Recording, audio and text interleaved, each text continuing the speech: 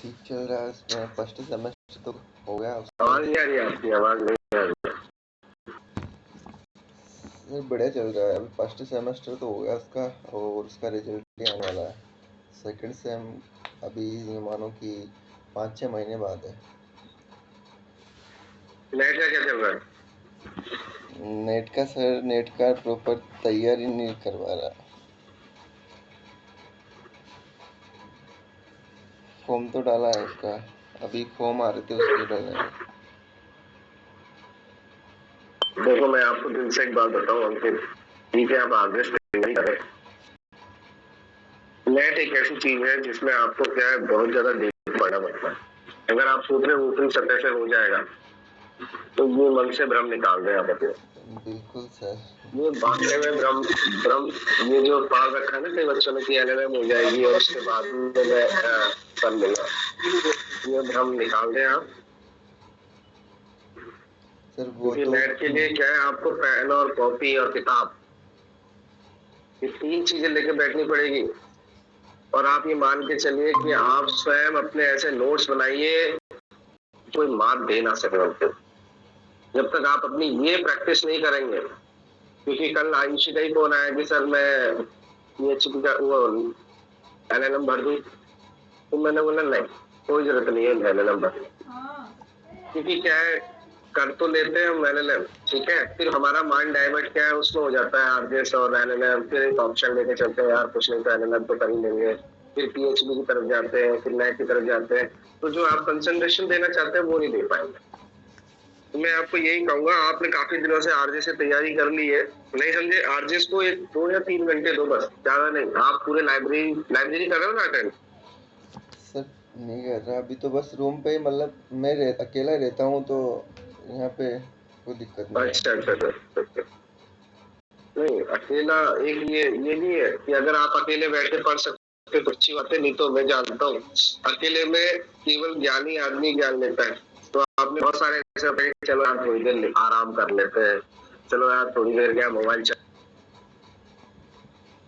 लेते हैं, ये चीजें भी होती है। तो इसमें 1 या 2 घंटे कब निकल जाता है पता ही नहीं चलता। दोस्तों इस समय ऐसा है कि आप केवल और केवल लाइब्रेरी ज्वाइन करो, 500 रुपए 600 रुपए कुछ नहीं होते, महीने के पर डे के हिसाब से कुछ नहीं बनते, एक सीक्वेंस अपने डिसिप्लिन बनाओ और वहां पे जाके क्या है, इतने सब्जेक्ट हिंदी को, इतने सब्जेक्ट घंटे क्या है उसको अपने लॉ को, और बाकी सारा सब्जेक्ट एक सब्जेक्ट उठा लो। अभी अपने पास 1.5 साल है, अगर आप ये टारगेट बना के चलो कि मुझे 1 महीने में एक सब्जेक्ट को अच्छी तरह करना है, चाहे वो कॉन्ट्रैक्ट हो, चाहे आपका आईपीसी हो, प्रोसीजर लॉ तो नहीं आता उसके अंदर, एविडेंस सीआरपीसी सीपीसी तो नहीं आता, इंटरनेशनल लॉ है, ह्यूमन राइट्स है, आपके कंज्यूमर है, बहुत सारे एनवायरमेंटल लॉ है, जूरिस्प्रूडेंस है, बहुत सारी सब्जेक्ट है।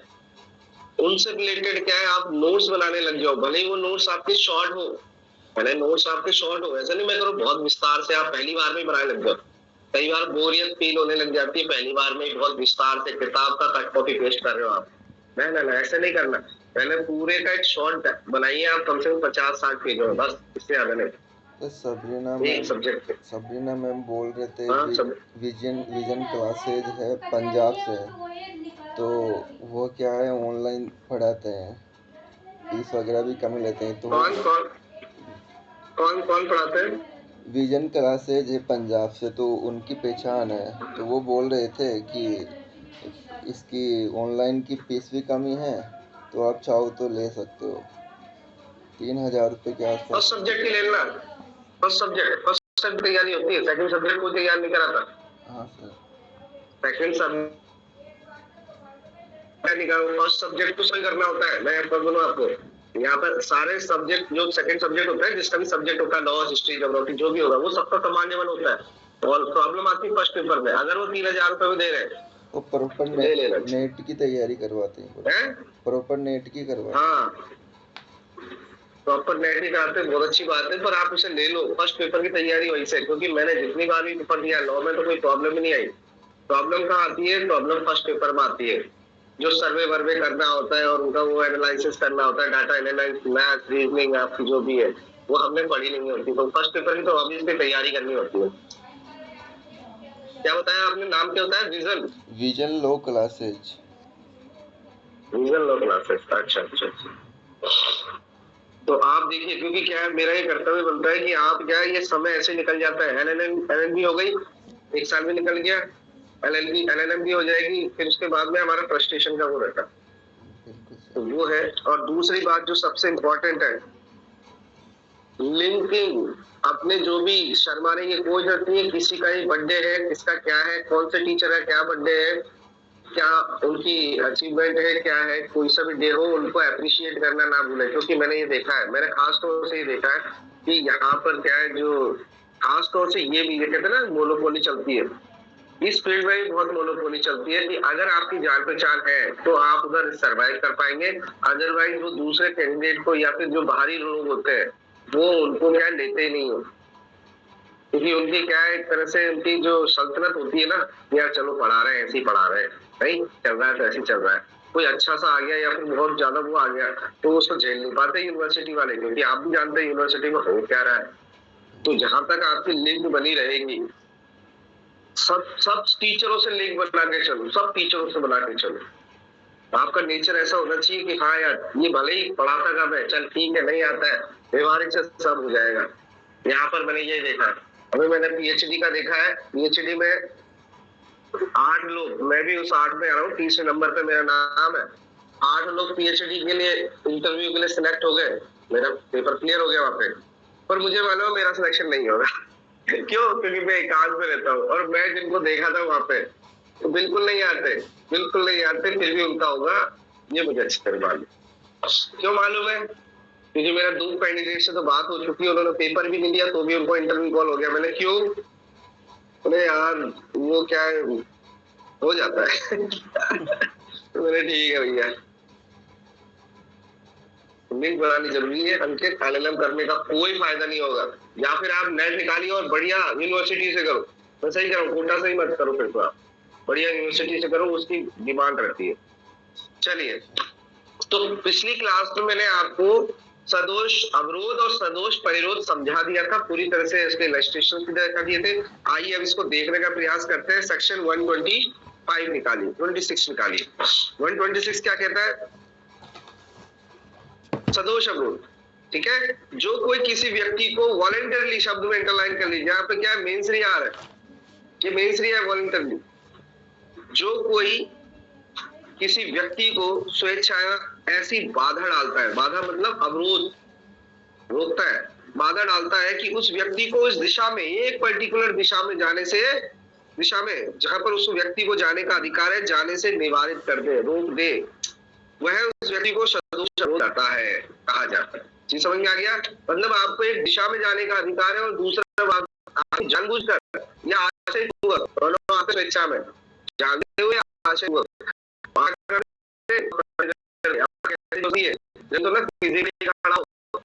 तरीके से गाड़ी कर दी,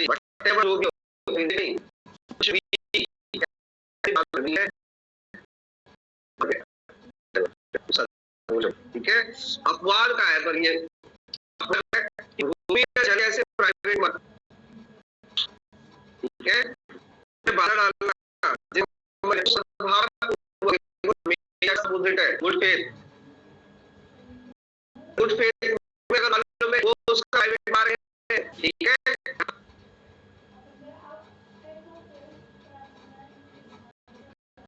ये जो रास्ते से जा रहा है ये मेरा प्राइवेट मार्ग है, ठीक है, तो वो बाधा डालता है, बाधा डालने में विधिपूर्वक अधिकार वो भी रहा है लॉ, तो राइट है बाधा डालने, तो में अपराध नहीं होगा। अर्थात कोई अगर भूमि या जगह से प्राइवेट मार्ग में ऐसे जाएगा तो सामने वाले को उसको गुड फेथ में, देखो गुड फेथ में भी है, ठीक है, अब नहीं आप जमीन का मार्ग लेने जाओ, ये भी गुड फेथ पे करना चाहिए आपको, ठीक है। गुड फेथ क्या होता है? जब आप कोई अनलॉफुल एक्टिविटी नहीं करते हैं। आपने पूरा समझाने का प्रयास किया, ऐसी सी बात है, घुसते ही मारने लगे, ऐसा भी है, ठीक है। वहां पर वो गुड फेथ में काम ही नहीं कर रहा, तो वायलेंस है। तो कहने का मतलब प्राइवेट मार्ग में अगर वो गुड फेथ से किसी में बाधा डालता है, ठीक है, तो वहां पर क्या है, उसको ये सेक्शन लागू नहीं होगा। बाधा डालने में बेटा रोकना होता है, मारा पीटी धक्का मुक्की या नहीं, जिसमें ये नहीं आता है। तो समझ में आ गया? आप उसे रोकिए, कानून को कभी अपने हाथ में ले लीजिए। अगर कोई ऐसी एक्टिविटी कर रहा है, जानबूझ के आ रहा है, तो उसके खिलाफ में इस सेक्शन के खिलाफ में FIR कराइए। चीज समझ में आ रही है? आप कानून के हाथ में, ठीक है, आपकी प्राइवेट प्रॉपर्टी है, वो एंटर कर रहा है, मैं जानता हूँ आपको, तो उसको एक बार चेतावनी देना भी क्या है, गुड फेथ में आता है। अगर आपने चेतावनी नहीं दी और डायरेक्ट ही अटेम्प्ट कर दिया, तो हो सकता है कि वो गुड फेथ में जा रहा हो, उसे लग रहा हो मेरी प्रॉपर्टी है, वो भी तो ये कह सकता है कि सर मेरा मेंस रिया नहीं था, मैं तो भूल से कहा गया था। तो आपको ये राइट कहाँ मिलेगा? सामने वाले को हमेशा क्या चेतावनी देना, और चेतावनी की बात भी नहीं माने तो भी क्या है, टिका रहे, बना रहे, ठीक है, अतिचार में पड़ेंगे, या फिर प्रवेश करता है या बना रहता है, तो फिर क्या हुआ, अतिचार करता है, और फिर आप अपने क्या है प्राइवेट डिफेंस का यूज कर सकते हैं। वहां पे लिखा हुआ है अतिचार, शरीर के वो संपत्ति के उसमें अतिचार लिखा हुआ है, गौर से देखना बात, तो आप प्राइवेट डिफेंस का यूज कर सकते हैं। और डिफेंस का मतलब अटैक नहीं होता है, ये हमेशा याद रखना, ठीक है, उसको रोकना। चलिए, का एक मार्ग में होकर जाने के लिए या का अधिकार है, ठीक है, एक का राइट है।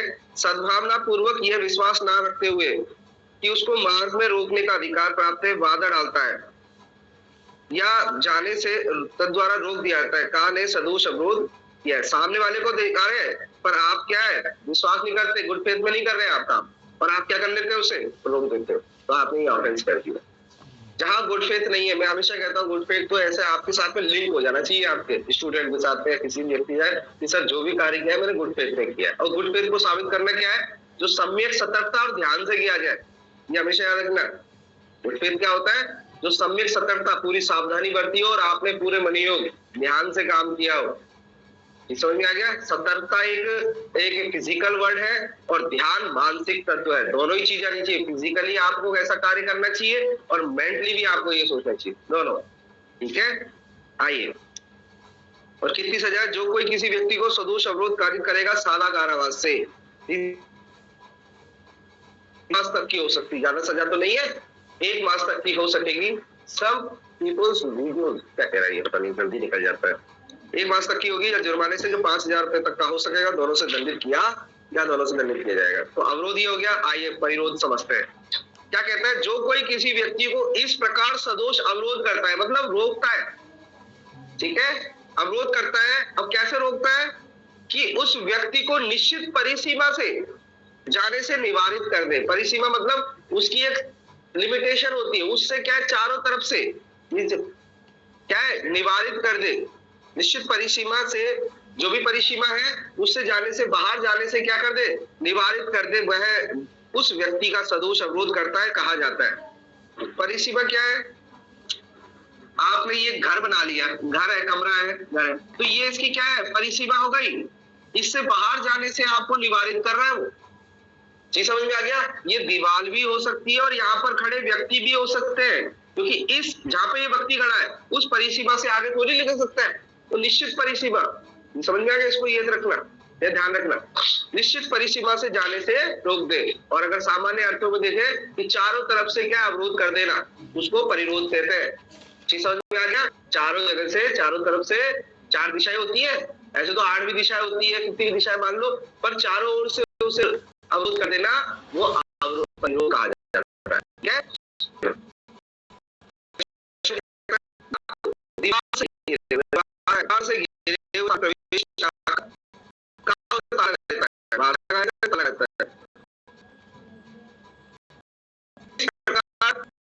इस प्रकार ये दीवार की परिसीमा से परे किसी भी दिशा इससे समझे, उससे या का सदोष है। यहाँ पर दीवार का बता दिया, दूसरे ये इसमें आ भी चुका है। बाहर काले द्वार पर बंदूक को बिठा देता है, ये ताला तो नहीं लगा पर और यदि यहाँ भवन के बाहर जाने का करेगा तो वे को गोली मार देंगे। का ने यहाँ का सदोष का ने यहाँ का क्या किया है, सदोष परिरोध किया। दंड क्या है इसका, जो कोई व्यक्ति सदोष परिरोध करेगा वो दोनों में से किसी बात या कारावास से जिसकी अवधि 1 वर्ष की हो सकेगी या जुर्माने से या 5,000 रुपए तक की हो सकेगी। ये समझ में आ गया आपने? ये तो कभी ये मत सोचना कि सर एक ही सेक्शन लगेगा, सेक्शन तो और भी सेम लग सकते हैं, ये समझ में आ गया? सेक्शन तो ये भी रख सकते हैं, पर ये सेक्शन, और मैंने क्या कहा था, किडनैपिंग और ये कन्फाइनमेंट में क्या अंतर है? किडनैपिंग में फोर्स यूज किया जाता है, या फोर्स दिखा है कुछ शब्द, या फोर्स बिल्कुल यूज नहीं हो रहा, पर किडनैपिंग में क्या होता है, अबडक्शन में वहां फोर्स यूज किया जाता है, बल का प्रयोग द्वारा। बस ये अंतर है, बल तुम कमरे में डाल दिया तो वहां पर उसका किडनैपिंग कर लिया, ये समझ में आ गया? यहाँ पर वो स्वयं अपनी इच्छा से आता है या फंस जाता है। चलिए अब देखो यहाँ पर इसके प्रकार बता रखे हैं, जो शायद मैंने आपको चार्ट बनाया था, बता भी दिया था कि 3 दिन से 10 दिन, समझ में आ गया? इस तरह से करता है। क्या लिखा है पहला, जो कोई किसी व्यक्ति को सदोष पूर्वक 3 दिन से अधिक दिनों के लिए करता है। अब देखो ये बात देखने की है, ये बात देखने की है, 3 दिन से कम के लिए सजा क्या है? 126 की सजा है। 3 दिन से अगर कम होगा तो कितनी सजा होगी? 1 साल की सजा। और 3 दिन या 3 दिन से अधिक की सजा करेगा तो उसके लिए क्या होगा? 3 वर्ष तक की हो सकेगी या जुर्माने से, और सजा भी या जुर्माना भी क्या बढ़ रहा है? 10,000 हो रहा है। वहां 5,000 था, यहाँ पर कितना हो रहा है? 10,000 हो रहा है, मतलब डबल हो गया एक तरह से, ठीक है? डबल कह सकते हो, वहां 1 साल की थी, यहाँ पर 3 साल हो गई है। तो क्वेश्चन आता है कि 3 दिन से कम के लिए सदोष परिरोध करेगा तो कितनी सजा होगी? तो आप ये सेक्शन मत लिख देना, इससे ऊपर वाला जो सेक्शन है 126, 1 साल। याद रखना, ये चीजें थोड़ा सा समझने की कोशिश करना। 3 दिन से कम करा तो वो रहेगा, 3 दिन या 3 दिन से अधिक करा तो ये रहा। और देखो नीचे वाला सेक्शन क्या कह रहा है, जो कोई किसी व्यक्ति को सदोष परिरोध 10 दिन या उससे अधिक दिनों के लिए करेगा। यहाँ पर 10 से अधिक के लिए आपने उसको घर में बंद रख रखा है, वो दोनों में से किसी बाती कारावास से जिसकी अवधि 5 वर्ष तक की हो सकेगी दंडित किया जाएगा, और जुर्माने से भी, जो भी पता है 10,000। तो यहाँ दंड की मात्रा क्या हो रही है? बढ़ रही, पर घबराने की जरूरत नहीं है। इस सेक्शन में मात्र 2 या 3 दिन की सजा है। अब देखो ये है कि आपने उसको क्या है, ऐसे परिरोध रख रखा है, बंद रख रखा है, और जहां पर उसको छूटने का अधिकार दे दिया, यानी रिट जारी कर दी है, उसके खिलाफ रिट जारी कर दूंगा, मतलब उसको क्या आदेश दे दिया गया कि उसको बरी कर दिया जाए, ये कर दिया जाए, और फिर भी आप उसको बनाए रखते हो, फिर भी आप रिट के बावजूद, रिट का आदेश के बावजूद उससे परिरोध करते हो, तो उस आदेश के अवलंबन में भी और आपने परिरोध कराया, उन दोनों के लिए सजा है। क्या है देखो, जो कोई जानते हुए किसी व्यक्ति को सदोष परिरोध रखेगा कि उस व्यक्ति को छोड़ने के लिए रिट सम्यक रूप से निकल चुकी है, छोड़ने के लिए आदेश जारी कर चुके हैं, रिट जारी हो गई है। और रिट कौन जारी करता है? कौन जारी करता है रिट? तो बताओ, रिट कौन जारी करता है? सुनी बताइए। High court. Very good. पर आपको मैं जानकारी बता दूं, सीआरपीसी में सीजीएम 1 फर्स्ट क्लास मजिस्ट्रेट, ठीक है, भी आदेश दे सकता है। फर्स्ट क्लास मजिस्ट्रेट नहीं, सॉरी, फर्स्ट क्लास मजिस्ट्रेट नहीं, इसमें आता है डिस्ट्रिक्ट कलेक्टर, ठीक है, डीएम। आपने पढ़ा होगा वहां पर, अगर किसी व्यक्ति को वहां पर क्या बंद रख रखा है तो वो ऐसा आदेश दे सकता है, उसको छुड़ाने का आदेश दे सकता है। तो ये आप याद रखना कि ये रिट जो होती है, रिट को यहाँ पर संदर्भ में हाई कोर्ट ही नहीं लेना है, सेक्शन 97 ऑफ सीआरपीसी भी लेके चलना है। ठीक, समझ में आ गया बेटा? आपने जैसे कई बार सुना होगा, एक लड़की के घर वालों ने लड़की को जबरदस्ती घर में बंद कर रखा है। एक आदमी ने एप्लीकेशन लगाई कि मेरी वाइफ को मेरे ससुराल वालों ने रख रखा है, उन्हें आने नहीं दे रहे, नहीं समझे? तो वो क्या करेगा? वो जाएगा डीएम के पास में, सर रॉन्ग को कैसे रखा है, समझ आ गया? तो वो क्या वहां पर वो, अब वो इसके लिए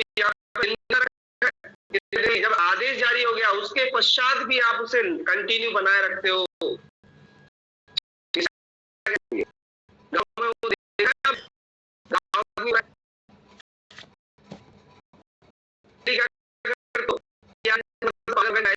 ये क्या है,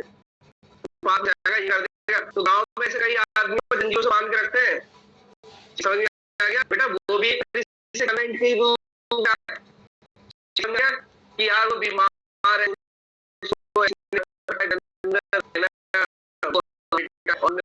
जंजीर से बांध रखा है, बेटा रखा है, अब लीगल करना चाहिए कि उसको क्या है, मेंटल हॉस्पिटल या फिर कहीं ऐसी जगह इलाज कराना चाहिए। आपको ये राइट नहीं दे रहे लोग कि आप उसे कंफाइन कर लो, या आप कौन होते हैं डिसाइड करने वाले?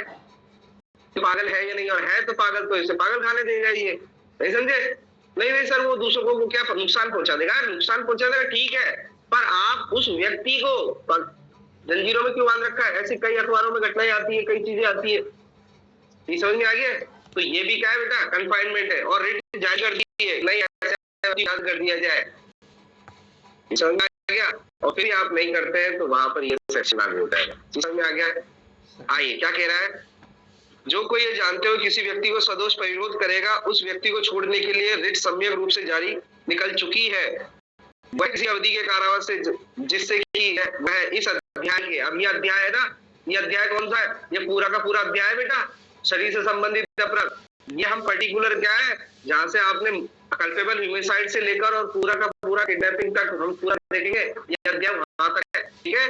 तो वह इस अध्याय की किसी अन्य धारा के अधीन नहीं है, अगर वहां पर भी अगर कोई ऑफेंस कर रखा है दूसरा भी, तो वो भी इसके साथ में लग जाएगा, इसलिए आपने उसे बंद रखा था किसी, तो वो क्या कहना चाहते हैं, वह इस अध्याय की किसी अन्य धारा के अधीन दंड हो के अतिरिक्त, अंडरलाइन कर लीजिए, वो तो लगेगा कन्फाइंड रेट के बावजूद भी, पर आपको उसके अतिरिक्त भी क्या है सेक्शन ये लग जाएगा, ठीक है?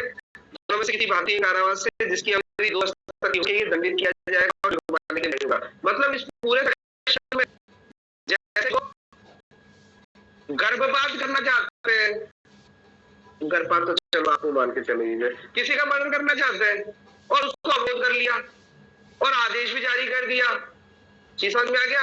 अब वो फिर भी नहीं छोड़ रहे उसको, चीज समझ में आ रही है?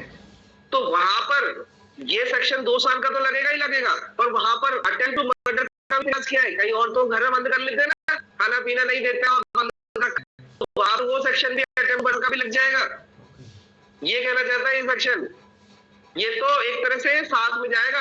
मैंने यही कहा कि इन सेक्शनों को केवल एक सेक्शन के अंदर मत देखें, इसके साथ साथ में और दूसरे ऑफेंस भी होते हैं, वो लिंक हो ही जाते हैं कि किस पर्पस के लिए आपने किया है, समझ में आ गया? बंदूकधारियों को बिठा दिया आपने, एक तरह से उनके ऊपर थ्रेटेंड कर रहे हो उनको, बंदूकधारियों को आसपास में बिठा देने से, गेट के बाहर बिठा देने से, नहीं समझे? आप क्या है अंदर बैठे हो और आप बंदूकधारी बिठा दिए, तो एक तरह से डिटेन कर रहा है कि नहीं कर रहा है, आपको कन्फाइंड तो कर ही रहा है प्लस डिटेन भी कर रहा है, तो साथ में दूसरे सेक्शन भी लगते जाते हैं। तो अब ये आपकी बुद्धि देखना है कि उस वक्त उसने कौन सा एक्ट किया, जैसे वो उसके बंदूकधारी के पास में गया, उसने एक मुक्का मार दिया उसके, तो हमला भी हो जाएगा। मेरी बात समझ में आ रही है? ये तो हर एक इंडिविजुअल सेक्शन आया है, जुड़ जाते हैं, तो यहाँ पर रिट केवल रिट जारी करने का आदेश है, और जिस पर्पस के लिए आपने अगर किया है वो सेक्शन के साथ ये सेक्शन मिल जाएगी कि आपने आदेश नहीं माना, एक तो कंफाइनमेंट किया ही किया, सर्टेन उस सेक्शन का, इस अध्याय का कोई सी भी धारा का आपने ऑफेंस भी किया और रिट भी जारी किया, आपने रिट की अवहेलना कर दी, तो यहाँ पर इसलिए ये 2 साल अतिरिक्त मिलेगा। भले ही आपने 10 मिनट के लिए, 15 मिनट के लिए, आधे घंटे के लिए, मैं ये नहीं कह रहा 3 दिन, 4 दिन, 10 दिन के लिए रिट जारी हो गई, उसके पश्चात अगर आपने कंफाइन कर लिया थोड़े समय के लिए भी, तो आप फंसोगे बेटा, चीज समझ में आ गया? पुलिस वाले भी जा सकते हैं इस मामले में कि रिट आने के बावजूद भी वो छोड़ नहीं रहे, आदेश देने के बावजूद भी। ये वकील साहब, हिमांशु जी, ये बहुत बड़ा ऑर्डर है कि अगर सुबह ऑर्डर जारी कर दिया है और आप अगर जेल में गए हैं तो वो बोलते हैं हम शाम को बरी करेंगे। क्यों बरी करेंगे भाई शाम को? नहीं सर, ये आपकी लापरवाही है। 90% मैंने यही देखा है, आप इसके खिलाफ में थोड़ा एक्शन ले, जज को बोले कि सर उसके साथ में क्या है, इस तरह से कार्य कर रहे हो, उसे छोड़ दिए दोबारा। सही बात है। सारे बेचारे जो भी आप जमानत देते हो ना, जमानत के लिए भी जाते हो आप, तो जमानत का एक आदेश हो गया कि उसे जमानत पर रिहा कर दिए, जैसे ही न्यायालय ने तो वहां पर लिखा तुरंत छोड़ दिया जाएगा, शब्द आप पढ़े उसको, तुरंत छोड़ दिया जाएगा। तो आप जैसे ही जेलर के पास गए या पुलिस वाले के पास गए कि सर आदेश आ चुका है, तो बोलते हैं हाँ ठीक है सर। आप वहां वकील लोग क्या करते हो कि पक्षकार को भेज देते हैं कि शाम को छूट जाएगा, जा लेके आ जा। भैया मुझे तो शाम को क्यों? कई परिस्थितियों में तुरंत हाथों हाथ छोड़ा जाता है, परिस्थिति तो नहीं कह सकता, हमेशा ही हाथों हाथ छोड़ना चाहिए। ये समझ में आ रही है? शाम का क्यों वेट करना? ये कंफाइनमेंट कर रहे हो आप जानबूझकर, भले ही वो 2 घंटे के लिए एक्स्ट्रा किया गया है, औपचारिकता या फिर अपनी लापरवाही का या कानून की वो तोड़ मरोड़ के पेश करने का आपको क्या विकल्प नहीं देना ना कानून। जैसे ही आदेश आया मैंने पढ़ा, ओके सर, आदेश का फॉलो करना, ये समझ में आ रही है? उनको इमीडिएटली उसको रिलीज करना चाहिए, पर वो क्या करते हैं, शाम को 6 बज जाती है, 7 बज जाती है, वो परेशान करना चाह रहे हैं इनडायरेक्टली, और आप लोग एक्शन नहीं लेते। वो पुलिस वाले बोलते हैं कि सर हमारे क्या ऑफिसर नहीं थे, ये नहीं थे। ये लापरवाही है उनकी, पर कोई ना एक्टिव नहीं होता ना। हाई कोर्ट एडवोकेट्स होते हैं, सुप्रीम कोर्ट एडवोकेट होते हैं, वो तो इतने एक्टिव है कि वो जेलर में, पर हम क्योंकि कानून की वो करते हैं, तो हम क्या चल बनने दे, चलो हमारा तो मिल हो गया, काम को छूट जाएगा तो क्या हुआ, नहीं फर्क आता है हाई कोर्ट के एडवोकेट में और यहाँ ट्रायल लॉयर में। वो हाई कोर्ट वाले बहुत अच्छे से पढ़ते हैं कानून।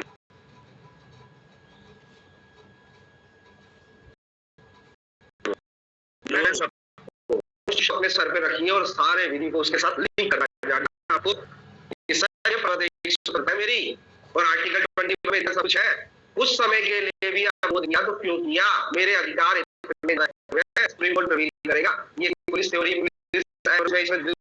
हमको रिलीज करेंगे, ये कोई मायने नहीं रखती है। तो वो लोग क्या करते हैं, ज्ञाता होते हैं। तो मैं हमेशा कहता हूँ कि प्रधान में क्या रखिए, अपना कॉन्स्टिट्यूशन, सारे उससे रिलेटेड है, सारे रिलेटेड है। समझ में आ गया? अगर आपने उसको में रखा और उसके आधार पर आपने लिंक करा हर सेक्शन को साथ में, अपनी ट्रायल भी करा करो, आप कभी भी ट्रायल करा करो, उसमें कॉन्स्टिट्यूशन का जोड़ दिया करो। आप जो निबंध लिखते हो, मैं आपको लिख रहा हूं, मेरे हिंदी तो क्योंकि मैं हमेशा कॉन्स्टिट्यूशन के अनुच्छेद के तहत ये मामला बनता है। आप कुछ कर रहे हैं, छोड़ दो एक बार, उनको अच्छी तरह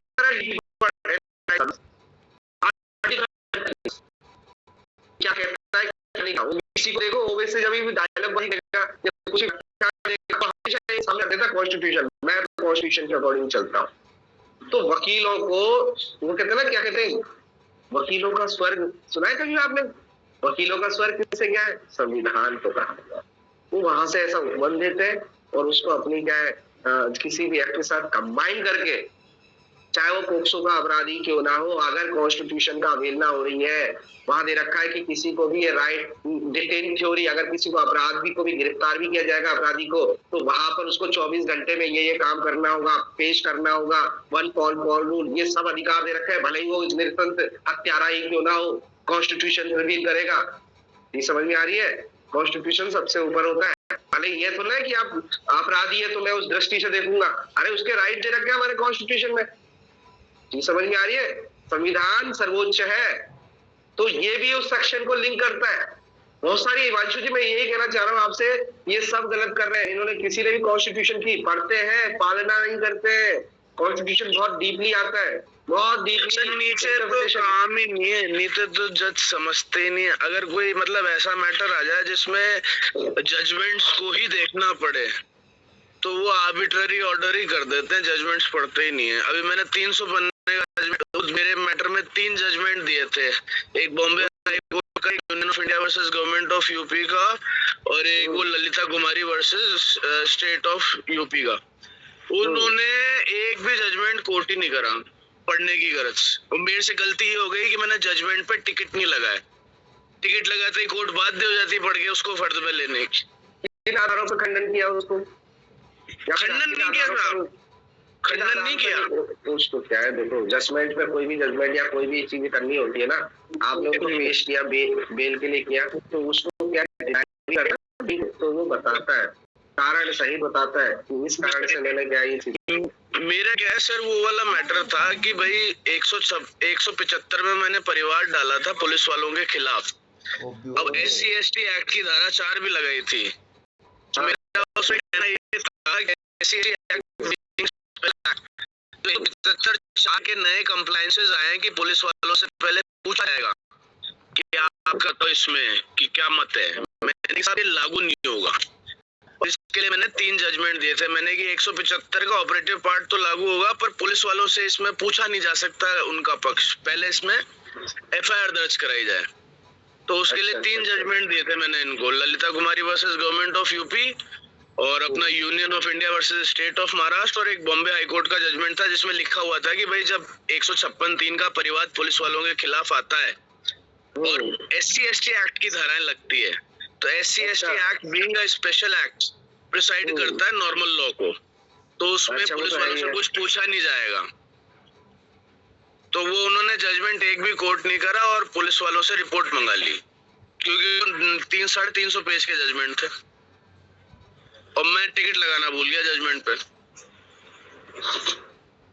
तो फर्द के साथ अगर मैं टिकट लगा के देता जजमेंट पे कोर्ट फीस की, तो वो मेंशनिंग करनी पड़ती, चाहे पॉजिटिव करे चाहे नेगेटिव करे। देखो अगर वो डिनाई करते ना ये चीजें, तो ये हाई कोर्ट और सुप्रीम कोर्ट देखता है और उसका क्या है कंडक्ट साफ नजर आता है। आप फिर डीजे में भी तो लगाओगे एप्लीकेशन, तो वो भी देखेगा, आप उसकी बात करोगे सर ये क्या नेग्लिजेंस है, साफ ही साफ, नहीं समझे। और इतना नहीं बोलो, नेग्लिजेंस नहीं बोलो कि सर न्यायालय ने इस वो गलती हो गई ना सर, जजमेंट पे टिकट लगाना भूल गया कोर्ट फीस के, वो चीज में थोड़ा सा डील हो गई। मैं कहता हूँ हमेशा प्रोसीजर आपका तगड़ा है तो आप निकाल दोगे केस। चलिए आगे चलते हैं। तो ये चीज समझ में आई, आपको हर चीज को एंगल के हिसाब से देखना है, केवल एक संदर्भ में नहीं देखना है। कई बच्चे एक्स्ट्रा सेक्शन पढ़ते हैं और सीमित दायरे में देखने का प्रयास करते हैं। ब्रॉड देखिए कि कहां तक क्या रेट क्या होती है, किसी को भी छोड़ने का आदेश। अब वो किसी भी परिस्थिति में हो सकता है, चाहे पुलिस को आओ चाहे सामान्य व्यक्ति को आए, और फिर भी अगर ये सेक्शन करता है तो अतिरिक्त में मिलेगा। वो तो अपराध जो किया है वो तो मिलेगा ही मिलेगा, पर अतिरिक्त में ये मिलेगा। ठीक है, आइए नेक्स्ट सेक्शन क्या कहता है। नेक्स्ट सेक्शन है जो कोई सदोष परिरोध इस प्रकार करेगा। देखो अब यहाँ पर एक अलग ही तरीके का सदोष परिरोध करेगा जिससे ये आशय प्रतीत होता है, क्या इंटेंशन लगता है कि ऐसे परिरुद्ध व्यक्ति से हितवत किसी व्यक्ति को या किसी ऐसे लोक सेवक को ऐसे व्यक्ति विरोध की जानकारी, आप एक तरह से क्या है, जैसे गुप्त स्थान पर, क्या है गुप्त स्थान पर उसको क्या कंफाइन कर रखा, जंगल में पता ही ना चले, या ऐसी जगह जहां पर वो चिल्लाए भी तो साउंड प्रूफ है तो पता नहीं चले, या ऐसी जगह पर है जहां पर किसी को जानकारी नहीं हो सकती। आपका घर बना हुआ नीचे क्या है, बिल्कुल बेसमेंट में, 3 मंजिला नीचे बेसमेंट में आपने छुपा रखा, बात समझ में आ रही है। तो आपने कन्फाइनमेंट कर रखा है इस आशय से कि कोई उसकी जानकारी ना प्राप्त करे, ना कर पाए, उसका खुद का जानकार, हितवत व्यक्ति या लोक सेवक। चीज समझ में आ गया। तो यहाँ पर क्या है, सजा की मात्रा बढ़ जाती है। जानकारी ना हो पाए या एतत्मीन वर्णित किसी व्यक्ति को या लोक सेवक को ऐसे क्रोध के स्थान की जानकारी ना पाए, वो जान ही ना पाए कि कौन से स्थान पे किया गया है, या पता ना चला पाए, वह उस दंड के अतिरिक्त जिसके लिए वो ऐसे सदोष परिरोध के लिए दंडनीय हो, दोनों में से किसी भांति के कारावास है जिसकी अवधि 3 वर्ष तक की हो सकती है।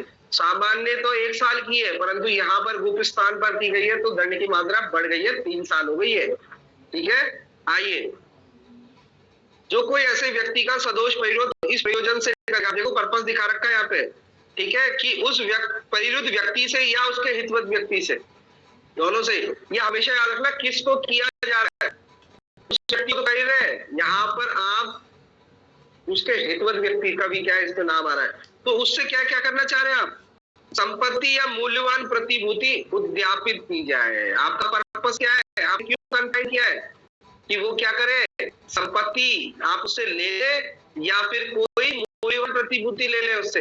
उद्यापित करना मतलब ले लेना, छीन लेना, ठीक है, या परिरुद्ध व्यक्ति को या हितवत व्यक्ति किसी व्यक्ति को कोई ऐसी अवैध कार्य करने के लिए या ऐसी कोई जानकारी देने के लिए जिसके लिए अपराध किया जाना सुकुर हो जाए, आसानी से ऑफेंस हो जाए, मजबूर किया जाए, वो दोनों में से किसी भांति के कारावास से जिसकी अवधि 3 वर्ष तक की हो सकेगी, दंडित किया जाएगा और जुर्माने के लिए भी दायी होगा। ठीक है, आइए नेक्स्ट। जो कोई किसी व्यक्ति का सदोष परिरोध इस प्रयोजन से करेगा कि उस परिरुद्ध व्यक्ति से या उसके हितवत किसी व्यक्ति से कोई स्वीकृति या कोई जानकारी जिससे किसी अपराध या अपचार का पता चले, यहाँ पर भी पुलिस वाले जाते हैं, उद्यापित की जाए, या परिरुद्ध व्यक्ति या उससे हितवत कोई व्यक्ति मजबूर किया जाए कि वह किसी संपत्ति या मूल्यवान प्रतिभूति प्रत्यावर्तन करे, चेंज कर दो इसको, प्रत्यावर्तन मतलब अल्टर करना, या करवाए, या किसी दावे या मांग की तुष्टि करे, या कोई ऐसी जानकारी दे जिससे संपत्ति या मूल्यवान प्रतिभूति का प्रत्यावर्तन। देखो यहाँ पर वो खुद नहीं ले रहा है, उद्यापन नहीं कर रहा है। कल परसों एक क्वेश्चन आया था सर, यहाँ पे भी प्रॉपर्टी लिखा है, दीपक जी का था, यहाँ पर वो कन्फेशन करवा रहा है या वो करवा रहा है किसके लिए? अल्टरेशन के लिए। ये समझ में आ गया? यहाँ पर वो ले नहीं रहा उनको चीजों को, ठीक है। संपत्ति या मूल्यवान प्रतिभूति का प्रत्यावर्तन कराया जाए, चेंज कराया जाए। चल उसका नाम चेंज कर देना, वहां पर जो उसका नाम लिखा है ना, या साइन नहीं करना, इस तरह की है। वो दोनों में से किसी से दंडित किया जाएगा, जुर्माने के लिए भी भाई होगा। तो आप रॉन्गफुल कन्फाइन कर रहे हैं या रॉन्गफुल रिस्ट्रेन कर रहे हैं, ठीक है। रॉन्गफुल रिस्ट्रेन तो चलो ठीक है, थोड़ी सी सजा है उसके लिए, एक मास की है। यहाँ कई प्रकार बता रखे हैं, ठीक है। जैसे जैसे उसकी ग्रेवनेस बढ़ती, की मात्रा भी बढ़ जाती है, ठीक है। ज्यादा कठिन नहीं है, आसान है ये। आइए अब हमारा जो इम्पोर्टेंट टॉपिक रहेगा वो रहेगा आपका क्रिमिनल फोर्स एंड असॉल्ट, आपराधिक बल।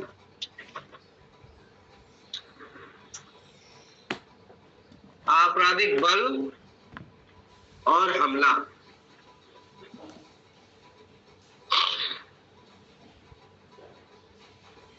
तो पहले हम समझेंगे बल क्या होता है, और अगर ये अपराध करने के उद्देश्य से किया जाता है तो वो आपराधिक बल होता है। मेरी बात समझ में आ गया? फोर्स कभी भी ऑफेंस नहीं होता है। फोर्स मतलब क्या होता है? किसी में मोशन कर देना, चेंज इन मोशन कर देना, परिवर्तन कर देना, गति कर देना।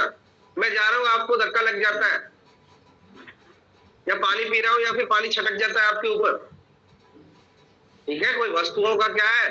वयन, जिससे आपकी संवेदना हो जाती है कि यार ये क्या हो गया, तुमने पानी कैसे गिरा दिया, तो गिर गया तो गिर गया, फोर्स हो गया, परिवर्तन आ गया आपके अंदर, या कुछ भी चीज हो गई, तो वो अपराध नहीं है। पर मेरा इंटेंशनली कार्य करने का ऐसा था कि मैं आप गिलास लेता हूं, आपके मुंह फेंक देता हूं, वो मेरा इंटेंशन जब अपराध कारित करने का है, तो ही वो फोर्स क्या होता है? ऑफेंस होता है।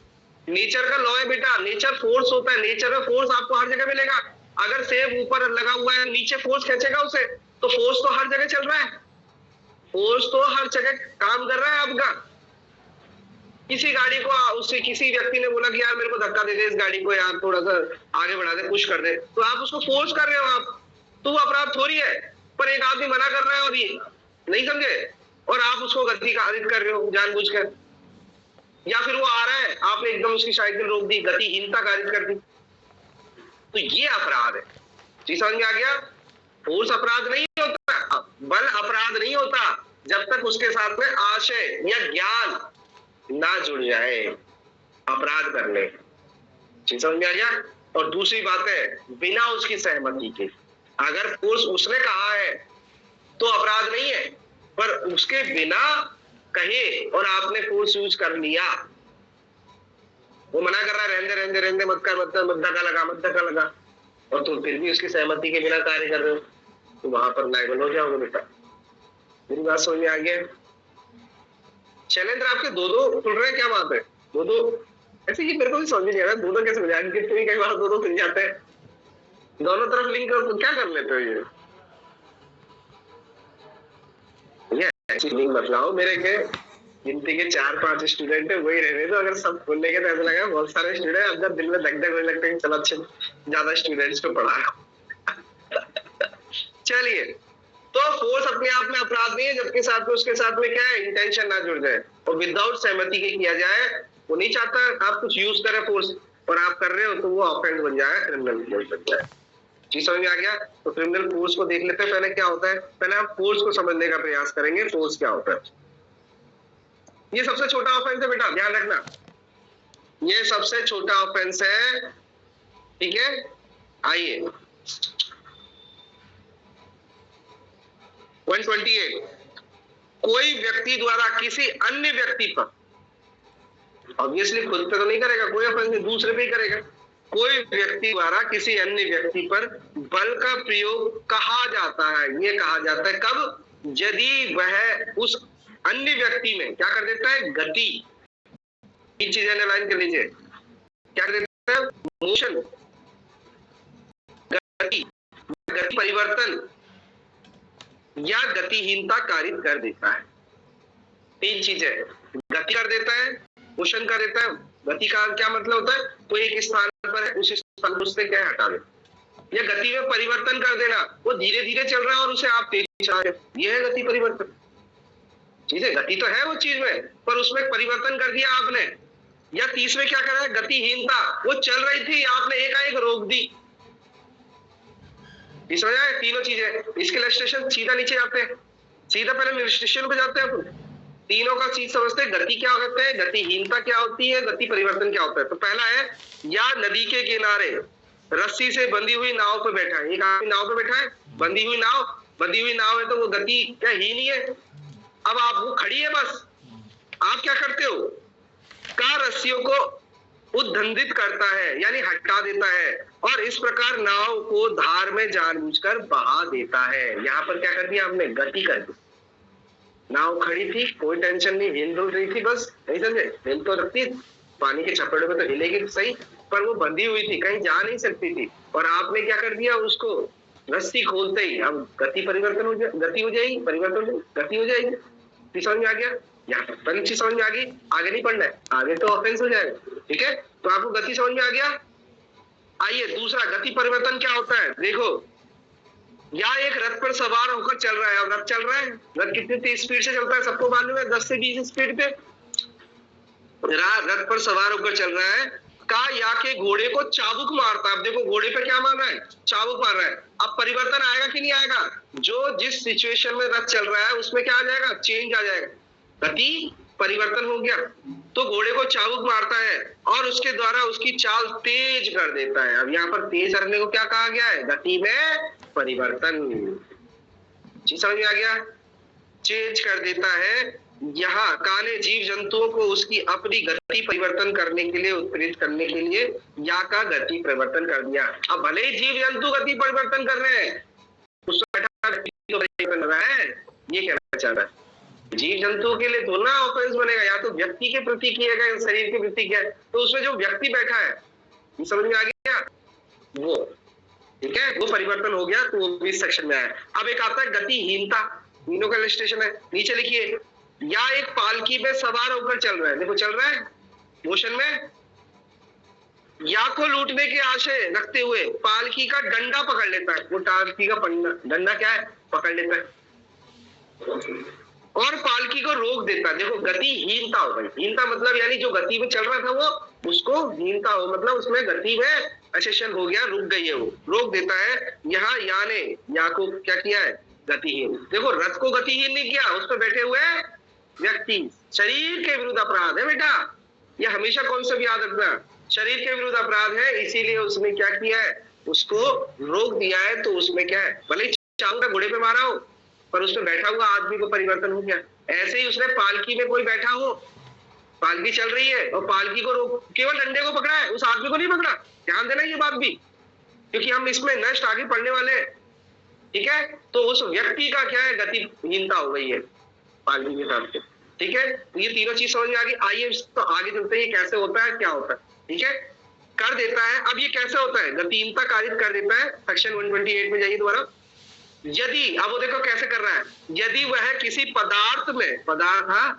पदार्थ में ऐसी गति परिवर्तन या गतिहीनता कारित कर दे। पदार्थ मतलब यानी कोई भी ऑब्जेक्ट, सब्सटेंस में, जरूरी नहीं है शरीर पे ही किया जाए, पदार्थ पे भी कर सकता है, कर देता है, जिससे उस पदार्थ का स्पर्श उस अन्य व्यक्ति के शरीर के किसी भाग से था। रथ पे बैठा था कि नहीं बैठा था, उसने आदमी को तो परिवर्तन नहीं किया, परंतु उसने रथ को ऐसा काम किया जिसका उसका भाग शरीर से टच था। समझ में आ गया।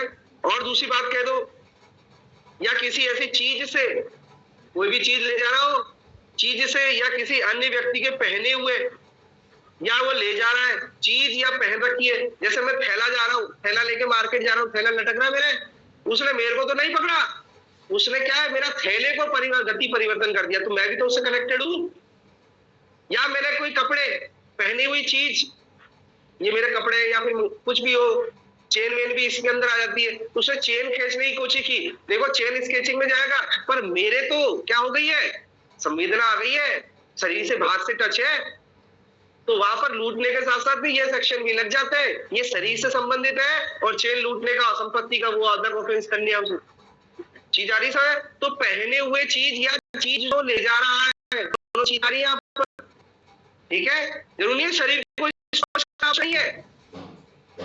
चलिए आइए, जिसे अन्य व्यक्ति पहने हुए है, ले जा रहा है, या ऐसी चीज से इस प्रकार स्थिति है, इस प्रकार स्थित है कि ऐसे संस्पर्श से अन्य व्यक्ति की संवेदना पर प्रभाव पड़ेगा। या फिर आपने कोई ऐसी चीज कर दी है जिससे मैं जैसे ही मैं टच करूंगा तो मेरी संवेदना में क्या होगा, फर्क आ जाएगा, ठीक है? तो भी क्या है, वो ऑफेंस होगा। अब ये संवेदना का असर कैसे आता है, इसके लिए इलस्ट्रेशन देखो बेटा, बहुत अच्छे इलस्ट्रेशन है। अच्छा, जी वाला इलस्ट्रेशन देखो। आप क्या काम कर रहे हो, देखो, या स्नान कर रहा है, क्या कर रहा है, स्नान कर रहा है, या स्नान करने के टब में ऐसा जल डाल देता है। अब आपने आदमी प्रश्न किया, परंतु कोई चीज क्या डाल देता है जिससे वो जानता है कि वो उबल रहा है। आपने उबलता हुआ जल किसी के टब में डाल दिया तो संवेदना में असर आएगा कि नहीं आएगा, यही कह रहा है। ये समझ आ गया? तो आप ऐसी गति परिवर्तन करते हो या किसी पदार्थ से या किसी चीज से जिसे आप पहन रखा है या ले जा रहे हो, या फिर आपने कोई ऐसी चीज उसके अंदर इस प्रकार स्थित है, ठीक है, जिसके स्पर्श आने पर आपके क्या है, संवेदना आएगी। संवेदना मतलब रोंगटे खड़े हो जाएंगे, या फिर सेंसेस, आपके जो शरीर के सेंसेस है वो एक्टिव हो जाएंगे। शरीर होती है सिक्स सेंस में, शरीर, वो शरीर क्या, आपकी त्वचा होती है, फट से सेंसेस होती है, संवेदना आ जाएगी उसके अंदर, जल जाएगी वो।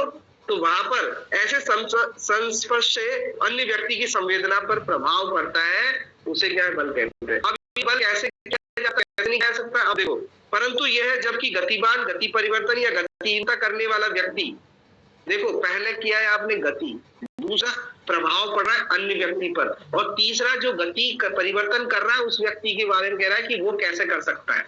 चीज समझ में आ रही है मेरी बात? कई बच्चे क्या इतना बड़ा होता है नहीं समझ पाते। पहले तो आपने तीन चीज की है, गति, गति परिवर्तन, गति, दूसरा उस व्यक्ति पर, जो व्यक्ति है, जो अन्य व्यक्ति है, उस पर क्या हुआ, ठीक है, और तीसरा ये कहता है कि जो व्यक्ति गति परिवर्तन कर रहा है वो कैसे कर सकता है, किस तरह से कर सकता है, वो बता रखा है।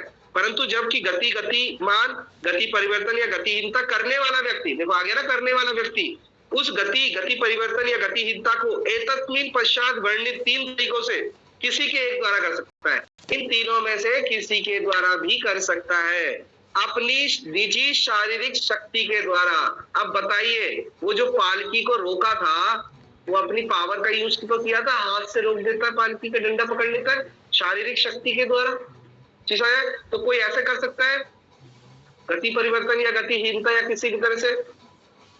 मैंने तो पालकी का उदाहरण दिया, वहां गतिहीनता करिए, पर मैं ऐसे धक्का दे देता हूं तो वो भी तो शरीर का यूज हुआ है, वहां गति परिवर्तन हो गया। मेरी बात समझ में आ रही है कि नहीं आ रही? तो आप कैसे यूज कर सकता है, करने वाला व्यक्ति शरीर का, अपनी शक्ति का, पावर यूज करके कर सकता है। दूसरा, अब वो शरीर का यूज नहीं कर रहा है, देखो कितनी बड़ी बात है, अब वो किसका यूज कर रहा है, बी पॉइंट पर है, किसी पदार्थ के इस प्रकार वयन करने से, पदार्थ कुछ भी हो सकता है, सब्सटेंस कुछ भी हो सकता है, चीज समझ में आ गया? उसका वयन, वो आपके हाथ में, वो अन्य व्यक्ति को फेंक देना। वयन करना मतलब दूसरे के पास ट्रांसफर कर देना। पानी है, मेरे गिलास हाथ में पानी है, मैंने पानी फेंक के मार दिया, ये पानी क्या पदार्थ है, और मैंने उसको क्या कर दिया, उसको वयन कर दिया, उसकी तरफ फेंक दिया। या थूक है मेरा, थूक भी फेंक दिया, उसके ऊपर मुंह पे थूक दिया, तो ये अपना थूक मैंने पदार्थ है, उसको उसके ऊपर डाल दिया। चीज समझ में आ गया? ऐसी सारी घटनाएं आ रही है, इसमें पदार्थ का, आपके हाथ में पत्थर है, आपके हाथ में पत्थर है और आपने पत्थर फेंक के मार दिया, ये भी क्या हो गया, फोर्स यूज कर दिया उस पत्थर में। चीज समझ में आ गया? या पत्थर में आपने क्या किया, पत्थर को पानी में डाला और पानी छटके आदमी को लग गया। अब आप ये थोड़ी कह सकते हो कि सर मैंने तो पानी में डाला, अरे तूने ऐसा क्यों किया? चीज समझ में आ गया? अगर पानी छिटक के, कीचड़ छिटक के मेरे ऊपर आ गया तो भी क्या हो गया, संवेदना में असर तो हुआ ही ना। मेरी गति में चल रहा था, जैसे ही पानी का हिस्सा आया तो यूं हो गया, बिल्कुल गतिहीन भी हो गया, और दूसरा मेरे संवेदना में भी अंतर आ गया। तो सामने वाला व्यक्ति शारीरिक बल से यूज कर सकता है, स्पर्श से, ठीक है, शारीरिक शक्ति द्वारा, या किसी पदार्थ के वयन, इस प्रकार वयन द्वारा कि उसके अपने या किसी अन्य व्यक्ति द्वारा कोई अन्य कार्य किए जाने के बिना ही गति या गति परिवर्तन या गतिहीनता घटित कर दे। आपने कोई कार्य नहीं किया, उसने भी कोई कार्य नहीं किया, उस सारा काम पदार्थ ने ही कर दिया। कहने का मतलब कीचड़ में पत्थर फेंका, अब आपने कहा फेंका, उस आदमी को तो नहीं मारा, हमारा था कीचड़ में, अब सारा काम किसने कर दिया? उस कीचड़ ने कर दिया। उस व्यक्ति में गतिहीनता, गति परिवर्तन या कुछ भी चीज हो सकती है। चीज समझ में आ रही है? जब पदार्थ का मामला आए तो टच होना जरूरी है, कांटेक्ट होना जरूरी है। जब शारीरिक बल का प्रयोग हो रहा है तब शरीर के साथ में उसका कांटेक्ट होना जरूरी है, बल का चीज शरीर के साथ। या फिर किसी पालकी का उदाहरण लो, आपने पालकी का डंडा पकड़ा तो भी कांटेक्ट तो हुआ ही, कांटेक्ट होना जरूरी है। अब तीसरा वाला बात कहता है वहां पर कांटेक्ट हुए बिना भी उसे फोर्स मान लिया जाता है। कांटेक्ट नहीं हुआ है, बस पानी फेंका, शरीर को गया, तो कांटेक्ट हुआ कि नहीं हुआ? आपने फोर्स यूज किया तो किसी के साथ तो कांटेक्ट होगा, परंतु तीसरा जीव जंतु के साथ में कांटेक्ट होना आवश्यक नहीं है। शरीर के साथ में देखो क्या कह रहा है, किसी जीव जंतु को गतिमान होने, गति परिवर्तन करने या गतिता होने के लिए उत्प्रेरित करना। आप जीव जंतु को क्या कर रहे हो? गति परिवर्तन कर रहे हो उसके अंदर, या गति कर रहे हो। जैसे मैंने कुत्ते को बोल दिया छू, तो जैसे ही छू बोल दिया, सामने वाला आदमी क्या करेगा? जा रहा है तो एकदम रुक जाएगा, अरे नहीं नहीं नहीं नहीं, या फिर अरे भागने लग जाएगा। यही तो होगा, और क्या होगा? तो गति में परिवर्तन हो गया। यहाँ कांटेक्ट होना भी जरूरी नहीं है। मेरी बात समझ में आ गया? यहाँ केवल उत्प्रेरित करना ही पर्याप्त है, क्योंकि सामने वाला व्यक्ति एकदम परिवर्तन कर लेता है अपने आप को।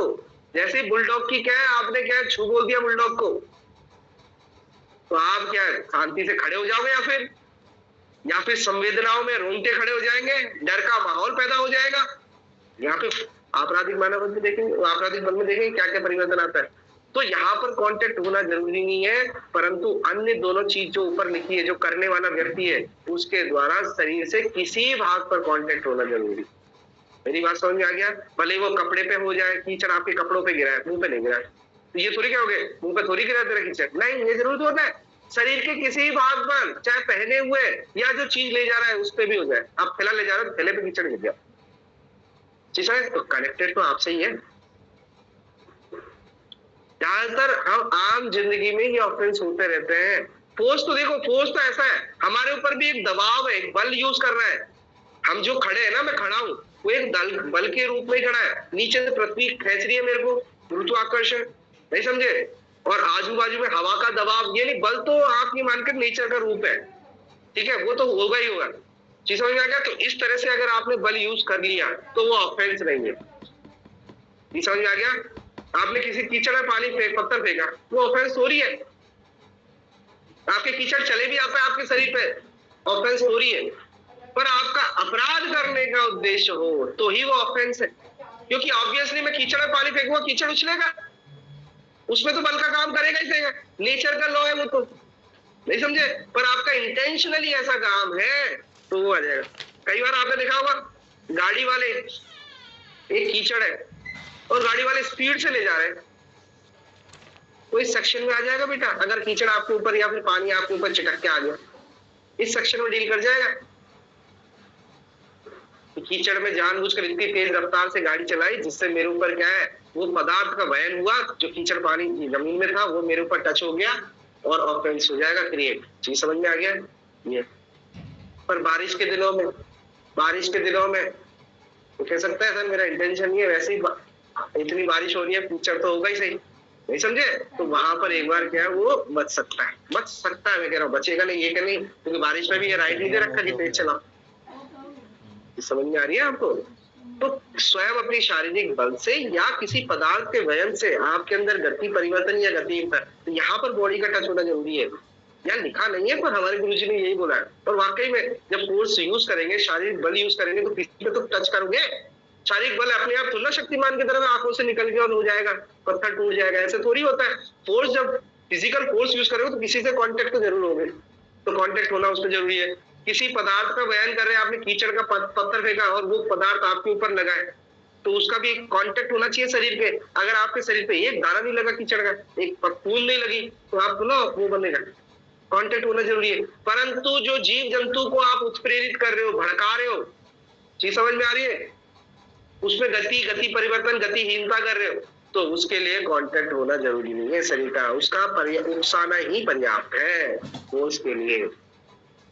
चीज समझ में आ गया? तो करने वाला व्यक्ति ऐसा कर रहा है और सामने वाला जिसको किया जा रहा है उसके तो शरीर में संवेदना हो गई, वो तो गति परिवर्तन, गतिहीनता हो गया उसके अंदर, तो वहां पर कांटेक्ट होना आवश्यक नहीं है। चीज समझ में आ गया? ये है। तो इसे क्या कहते हैं? इसे कहते हैं बल। बोलो। हेलो सर, क्वेश्चन है, जैसे दिल्ली आजकल अरेस्ट करते हैं तो ये सब परिवार पे भी ये इसमें कोई अन्य उसमें आएगा फिर, क्योंकि इसमें भी तो उसकी मानसिकता एकदम बदल जाती है और उसको रोक दिया जाता है, डिटेन कर दिया जाता है एक जगह, लेकिन डिजिटली कर रहे हैं उसको, मतलब उसको कोई फोर्स यूज नहीं कर रहे हैं। ये किस में आएगा? जी सर, ये परिरोध में आएगा कि बल वगैरह में यूज करेंगे इसको? देखो, शब्द आपने खुद ने बोल दिया, आपने स्वयं ने सब बोल दिया कि सर डिजिटल अरेस्ट, अरेस्ट शब्द बोला ना आपने, इसका शब्द भी रहता है डिजिटल अरेस्ट। और अरेस्ट क्या हो सकता है? दो तरह से हो सकता है। अभिरक्षा कितने प्रकार की हो सकती है? शारीरिक भी हो सकती है और मानसिक भी हो सकती है। मैंने क्या कहा था परिरोध में कि अगर दीवारें थर्माकोल की भी है, किसकी है दीवारें? थर्माकोल की है, और आपको लगता है मैं उनके बाहर नहीं जा सकता, अच्छा क्वेश्चन है, हमारे सर ने भी ये समझाया, मानसिक रूप से ये उत्पन्न होना चाहिए कि मैं डिजिटल अरेस्ट हो गया, मैं कहीं नहीं जा सकता, तो ऑब्वियसली आपने उसको क्या कन्फाइन किया, उसको समझ में आ गया, तो वो सेक्शन है आगे बात है। क्योंकि अभिरक्षा दो प्रकार की होगी, शारीरिक और मानसिक। जब आप हॉस्पिटल ले जाते हो किसी विक्टिम को, या सर विक्टिम को, एक्यूज को, तो जरूर सुनना कड़ी लगा रखा है उसके ऊपर, जरूर सुनना हाथ पकड़ रखा है, या जब वो डॉक्टर के पास में है तो डॉक्टर पुलिस वाले को बोला आप बाहर जाइए, मैं इसका इलाज कर रहा हूँ, तो जब वो कमरे में है तो क्या वो अरेस्ट है? क्या उसके, तो वो मेंटली अरेस्ट है। चीज समझ में आ गया? एक उदाहरण आता है कि एक चाय की दुकान पर क्या है, कुछ पुलिस वाले क्या है रुक जाते हैं और चोर को ये बोल जाते हैं तुम गाड़ी में बैठे रहो, हम अभी चाय पी के आते हैं, और ना हथकड़ी लिखी होती ना कुछ, वहां पर वो चाय पीते 15-20 मिनट में फिर आते हैं, तो वो चाहता था पुलिस वाला, वो चोर भाग सकता था पर वो मेंटली अरेस्ट, कौन सी अभिरक्षा थी उसकी?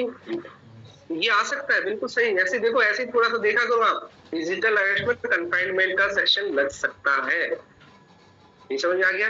ये अच्छा, फोर्स में हम क्या है फोर्स का टॉपिक बात चलेगा, इससे रिलेटेड कोई क्वेरी है तो बताइए।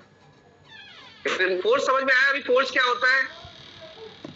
एक व्यक्ति द्वारा, देखो ध्यान से, एक व्यक्ति द्वारा दूसरे व्यक्ति में गति परिवर्तन करना या गतिहीनता कारित करना। कैसे करी करना? उसके शरीर के साथ, शरीर पर स्पर्श किया जाए उसको, चीज समझ में आएगा, ताकि वो शरीर पर स्पर्श हो, गति शरीर पर स्पर्श हो उस व्यक्ति के जिस पे कर रहे हो आप, या वो जो पहन रखे हैं उसने कपड़े, या वो जो चीज ले जा रहा है उस पे हो, या शरीर के किसी ऐसे वस्तु का वहन करता है जिससे क्या है वो संवेदना पर असर पड़ता है। और वो करने वाला व्यक्ति कैसे काम करता है? चाहे फिजिकल फोर्स से करे, या किसी वस्तु के वहन के करे, या जीव जंतु को उत्प्रेरित करके करे, उसे बल कहा जाता है। और बल स्वयं में अपने आप में अपराध नहीं होता है, ये तो सब मैंने आपको उदाहरण दिए कि बल है। जैसे किसी की पालकी रोक ली, कोई अपराध थोड़ी है पालकी रोकना, या रथ को चाबुक मारना कोई अपराध थोड़ी है, घोड़े को तो चाबुक ही मारा जाता है, पर इंटेंशनली आपका क्या है, उस व्यक्ति को, जो अंदर वाला बैठा हुआ व्यक्ति है पालकी के अंदर, उसके अंदर भय पैदा करना है, या जो पालकी में जा रहा है उसे जाने का अधिकार है, वो बोला मैं नहीं रुक रहा, और फिर भी आप जानबूझकर उसे रोक रहे हो, ये समझ में आ रही है? अवरुद्ध कर रहे हो, तो फोर्स के साथ साथ में, क्रिमिनल फोर्स के साथ साथ में उसको रोकने का सेक्शन भी लग जाएगा। ठीक है, आइए चलते देखते हैं। अब देखो आपराधिक बल क्या कहता है। बल स्वयं में अपराध नहीं है, मैं बार बार में कह रहा हूँ, पर जब अपराध के उद्देश्य से आपने फोर्स यूज किया, क्योंकि नेचर है, हो सकता है बल तो यूज हो सकता है, नहीं समझे, पर आपने ऑफेंस के लिए किया तो वहां पर क्या है, दंड हो जाएगा। जो कोई व्यक्ति किसी जो कोई किसी व्यक्ति पर उस व्यक्ति की सम्मति के बिना, अंडरलाइन कर लीजिए, फोर्स यूज कर रहे हो उसकी विदाउट कंसेंट यूज कर, कंसेंट के साथ कर रहे हो कोई प्रॉब्लम नहीं है, विदाउट कंसेंट कर रहे हो तो प्रॉब्लम है। और किसके लिए कर रहे हो? जो कोई किसी व्यक्ति पर उस व्यक्ति की सम्मति के बिना बल का प्रयोग किस लिए कर रहा है? किसी अपराध के लिए। अब ये अपराध की परिभाषा बेटा कितनी बड़ी है, बहुत बड़ी है। इसी सेक्शन में ही अपराध वो हर वो अविधि विरुद्ध कार्य है, चीज समझ में आ गया, जिसको विधि ने प्रतिषिद्ध कर रखा है या जो इस संहिता द्वारा दंडनीय है या जिसके लिए सिविल या आपराधिक कार्रवाई की जा सकती है, वो अपराध है। चीज समझ में आ गया? तो अपराध क्या है? जो इस संहिता द्वारा दंडनीय है। तो जो भी ऑफेंस होगा वो अगर उसके बिना परमिशन के किया गया, चीज समझ में आ गया, तो वो क्या हो जाएगा? क्रिमिनल केस हो जाएगा। पूर्वक करिए, करिए उसकी कंसेंट से करिए। मैंने बताया था ना आपको, प्रैंक करते हैं तो बाद में उसकी कंसेंट लेते हैं ना, तो वो ऑफेंस बन जाएगा वहां पर। तो बिना सम्मति के बल का प्रयोग किसी अपराध करने के लिए, अपराध करने के लिए कर रहे हो आप। इंटेंशन क्या है? अपराध कारित करना। और अपराध क्या होता है? Act plus intention is equal to offence. जब कोई कार्य करते हो विद इंटेंशन के, दुराशय के, तो ही वो अपराध होता है, अन्यथा वो अपराध थोड़ी होता है। जहां दुराशय नहीं है तो अपराध थोड़ी होता है। आपका मैलिस माइंड नहीं है, ये भी याद रखना। आपने उसके बिना कंसेंट के तो कर दिया, पर आपका मैलिस माइंड नहीं था, वो तुच्छ अपहानी में चले जाएगा। या अगर तुच्छ अपहानी में नहीं तो वो अपवाद का लाभ मिलकर वो छूट जाएगा। समझ में आ रही है? बिना सहमति के कार्य कर दिया, समझ में आ गया, उसके फायदे के लिए कर दिया वो भाई। चलो, तो जहां पर है आपने बिना सहमति के लिए किया और क्या किया? फोर्स का यूज अपराध करने के लिए किया। पर्पस क्या है आपका? ऑफेंस करने के लिए फोर्स यूज किया आपने। तो या दूसरी बात ये कह रहा है, दूसरी दो बातें इसके अंदर, बिना कंसेंट के फोर्स यूज किया ऑफेंस करने के लिए, या ऐसे बल का प्रयोग कारित करने के आशय से या ऐसे प्रयोग की संभाव्य उस व्यक्ति को जिस पर बल प्रयोग किया जाना है। अब आप क्या है, इंटेंशनली कैसे काम कर रहे हो? उस व्यक्ति को क्षति हो, भय हो, क्षोभ हो, कारित करेगा, ये जानते हुए जानबूझकर कारित करता है। तो कहने का मतलब इंटेंशनली एंड नोइंगली अगर किसी को आप ऐसा काम कर रहे हो, फोर्स यूज कर रहे हो ताकि उसमें भय पैदा हो, उसको क्षोभ हो, और क्या कह रहा है, और क्षति कारित हो। क्षति की बहुत बड़ी परिभाषा है, शारीरिक, मानसिक, ख्याति और संपत्ति संबंधी। चीज समझ में आ रही है? तो अगर आप ऐसा फोर्स यूज कर रहे हो, अब अपराध करने का तो नहीं है, पर उसको डराने धमकाने का है, उसको शोक पैदा करने का है, भय पैदा करने का है। चीज है, बाद में कहते हैं मैं तो मजाक कर रहा था। अरे नहीं, वो डर गया, आपने इस तरह का फोर्स यूज किया, वो तो डर गया। आप कहाँ खड़े हो? आप खड़े हो बिल्डिंग पे, तो सामने वाला आदमी कहता धक्का दे देता यूं और पकड़ भी लेता है। होता है ना, कहीं दोस्ती यारी मजाक करते ना, तो उसकी धड़कन 2 मिनट के लिए रुक जाती है, यहाँ पे गिर जाता है। चीज हो जाए तो उसको भय पैदा हो गया। शोभ क्या होता है? शोभ में क्या होता है कि आपको बहुत बुरा लगा, ऐसा कोई कार्य करना जिससे आपको बहुत बुरा लगे, और क्षति तो आप जानते ही हैं। चीज समझ आ गया? आप कोई भी, जैसे आपने कीचड़ उछाल दिया, उसके मुंह पे लगा दिया कीचड़ यूं शारीरिक शक्ति के द्वारा, तो उसको, इसीलिए मैं हमेशा बोलता हूं, जो मोडेस्टी ऑफ वुमेन था ना, महिला का अनादर, वह अनादर में सारे काम आ रहे हैं। तो जरूरत हो ना महिला के कपड़े ही फाड़ना, महिला का घूंघट भी उठा देना, अनादर की श्रेणी में आ रहा है। तो मैं क्या कहता हूं, क्रिमिनल फोर्स में था वो पहले सेक्शन, क्योंकि उस आदमी ने ऐसा फोर्स यूज किया उसके प्रति। अब महिला को घसीट रहा है तो ऑब्वियसली वो ऑफेंस की श्रेणी में आ रहा है। पर महिला का घूंघट उठा देना, अब वो वहां पर महिला को तो टच भी नहीं किया, पर घूंघट उससे जुड़ा हुआ है, सही से स्पष्ट है, तो भी उसकी क्या हो गई है? लज्जा भंग हो गई, इसके अंदर लस्टेशन होगा। तो उसको यहां से हटा के, मैं क्यों कहता हूं कि आईपीसी को आप समझना थोड़ा सा कठिन हो जाएगा, क्योंकि वहां मोडेस्टी में आपराधिक बल हो रहा है उसके ऊपर। आप अगर गौर से पढ़ेंगे ना, जो कोई महिला के ऊपर आपराधिक बल या हमला करेगा, फोर्स का यूज करेगा with intention to create offence, या फिर उसको डर लग जाए। अब घूंघट उठाने से क्या है, उसे वो नहीं लगेगा कि हाय राम मेरी तो बेइज्जती हो गई, ऐसा हो सकता है ना। तो वहां पर उसका शोक हुआ या भय हुआ या कोई क्षति हो गई, तो उसने क्या किया? क्रिमिनल फोर्स यूज किया है। ठीक है? तो बिना कंसेंट के आप ऑफेंस करने के लिए बल प्रयोग कर रहे हो तो क्रिमिनल ऑफेंस होता है। या आपने ऑफेंस तो नहीं करना चाह रहे, आप पर फोर्स यूज कैसे कर रहे हो? ताकि उस व्यक्ति को आप जानते हैं और आप आशय पूर्वक ही कर रहे हैं कि सामने वाला आदमी डर जाएगा, सामने आदमी शोक में आ जाएगा, या सामने वाला आदमी क्या हो जाएगा, क्षति हो जाएगी। तो वहां पर क्या है, उसे आपराधिक बल प्रयोग। चीज समझ आ गया? अब नाव का उदाहरण देखो, नाव का उदाहरण देखो। इसी को कहा, या के किनारे रस्सी से बंधी हुई नाव पर बैठा है, का रस्सियों को उद्धित करता है और इस प्रकार नाव को साहस है। देखो आ गया ना, धार में जानबूझकर आ गया, इंटेंशनली आ गया शब्द। देख लो यहाँ पर, अगर इंटेंशनली नहीं था, उसको नहीं मालूम था कि नाव में कोई बैठा हुआ है और उसने रस्सी खोली अपने आप से, या फिर वो रस्सी खोल ही रहा था और उसे नहीं मालूम था कि कोई बैठा हुआ है इसके, पर इंटेंशनली काम कर रहा है। ठीक है, जानबूझकर बहा देता है। यहाँ का जानबूझकर गतिमान करता है, इंटेंशन आ रहा है। और वह ऐसा उन पदार्थों का, अब देखो टच तो नहीं किया उसने उस व्यक्ति को, पर पदार्थ को टच किया है ना, ऐसे पदार्थों का ऐसी रीति से वहन करके करता है कि किसी व्यक्ति की ओर से कोई अन्य कार्य किए बिना ही गति उत्पन्न हो जाती है। ठीक है, एतब का ने बल का प्रयोग जानबूझकर किया है, और यदि उसने या की सम्मति के बिना, जानबूझ के फोर्स तो किया है, पर देखो यहाँ पे भी कह रहा है, अगर कंसेंट ले ली होती तो कोई अपराध नहीं होता, पर कैसे किया है, बिना सहमति के ये कार्य कोई अपराध करने के लिए या आशय रखते हुए या संभाव्य जानते हुए किया है कि ऐसे बल प्रयोग से या कोई क्षति, भय या शोक कारित करे, का ने यहाँ पर आपराधिक बल का प्रयोग किया है। चीज समझ में आ गया? आपने उसने क्या है, बहा देने के आशय से उसकी रस्सी खोल दी है और उससे पूछा भी नहीं है, तो अपराध क्रिएट हो गया। चीज समझ में आ गया? ये कहना चाहता हूं। या एक रथ में सवार होकर चल रहा था, का या के घोड़ों को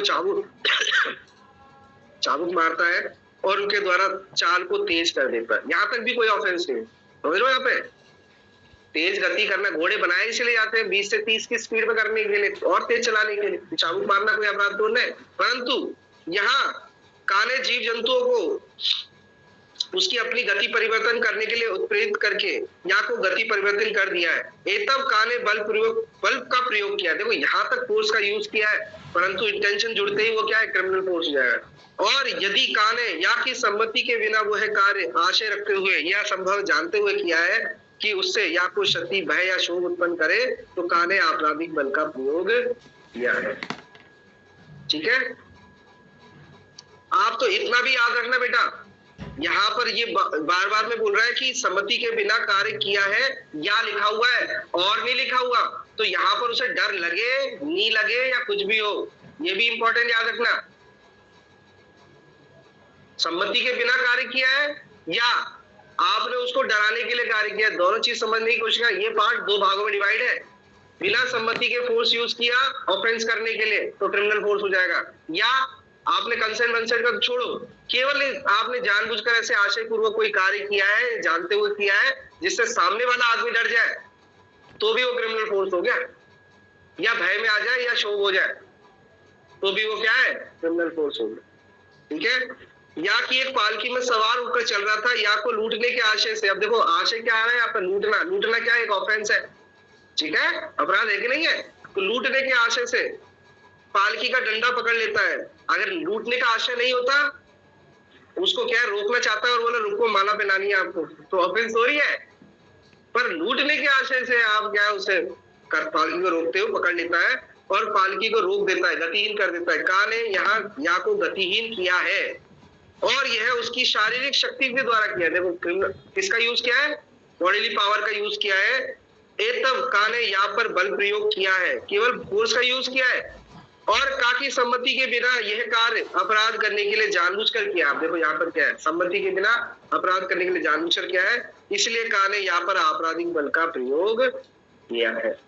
अगर यही इलस्ट्रेशन आए कि ये व्यक्ति किसी की पालकी को रोक देता है, ठीक है, पता ही उसने कौन सा ऑफेंस किया है, कोई ऑफेंस नहीं किया है, पूरा लिखेगा, एग्जामिनर पूरा लिखेगा, कभी भी प्रॉब्लम जो देगा वो आधी अधूरी नहीं देगा, क्योंकि यहाँ पे तो कुछ भी प्रेजम्पशन तो कुछ भी लगाया जा सकता है, पर वो लिखेगा कि लूटने के आशय से जानबूझकर उसकी सहमति के बिना अगर किसी की पालकी को रोक लिया जाता है तो कौन सा ऑफेंस होगा, तो आप बोले क्रिमिनल फोर्स का यूज किया गया है। लूटने का तो अलग लगेगा, लूटने का तो अलग लगेगा ही लगेगा, ये सेक्शन फोर्स की बात कर रहा है अभी, आपराधिक बल का भी।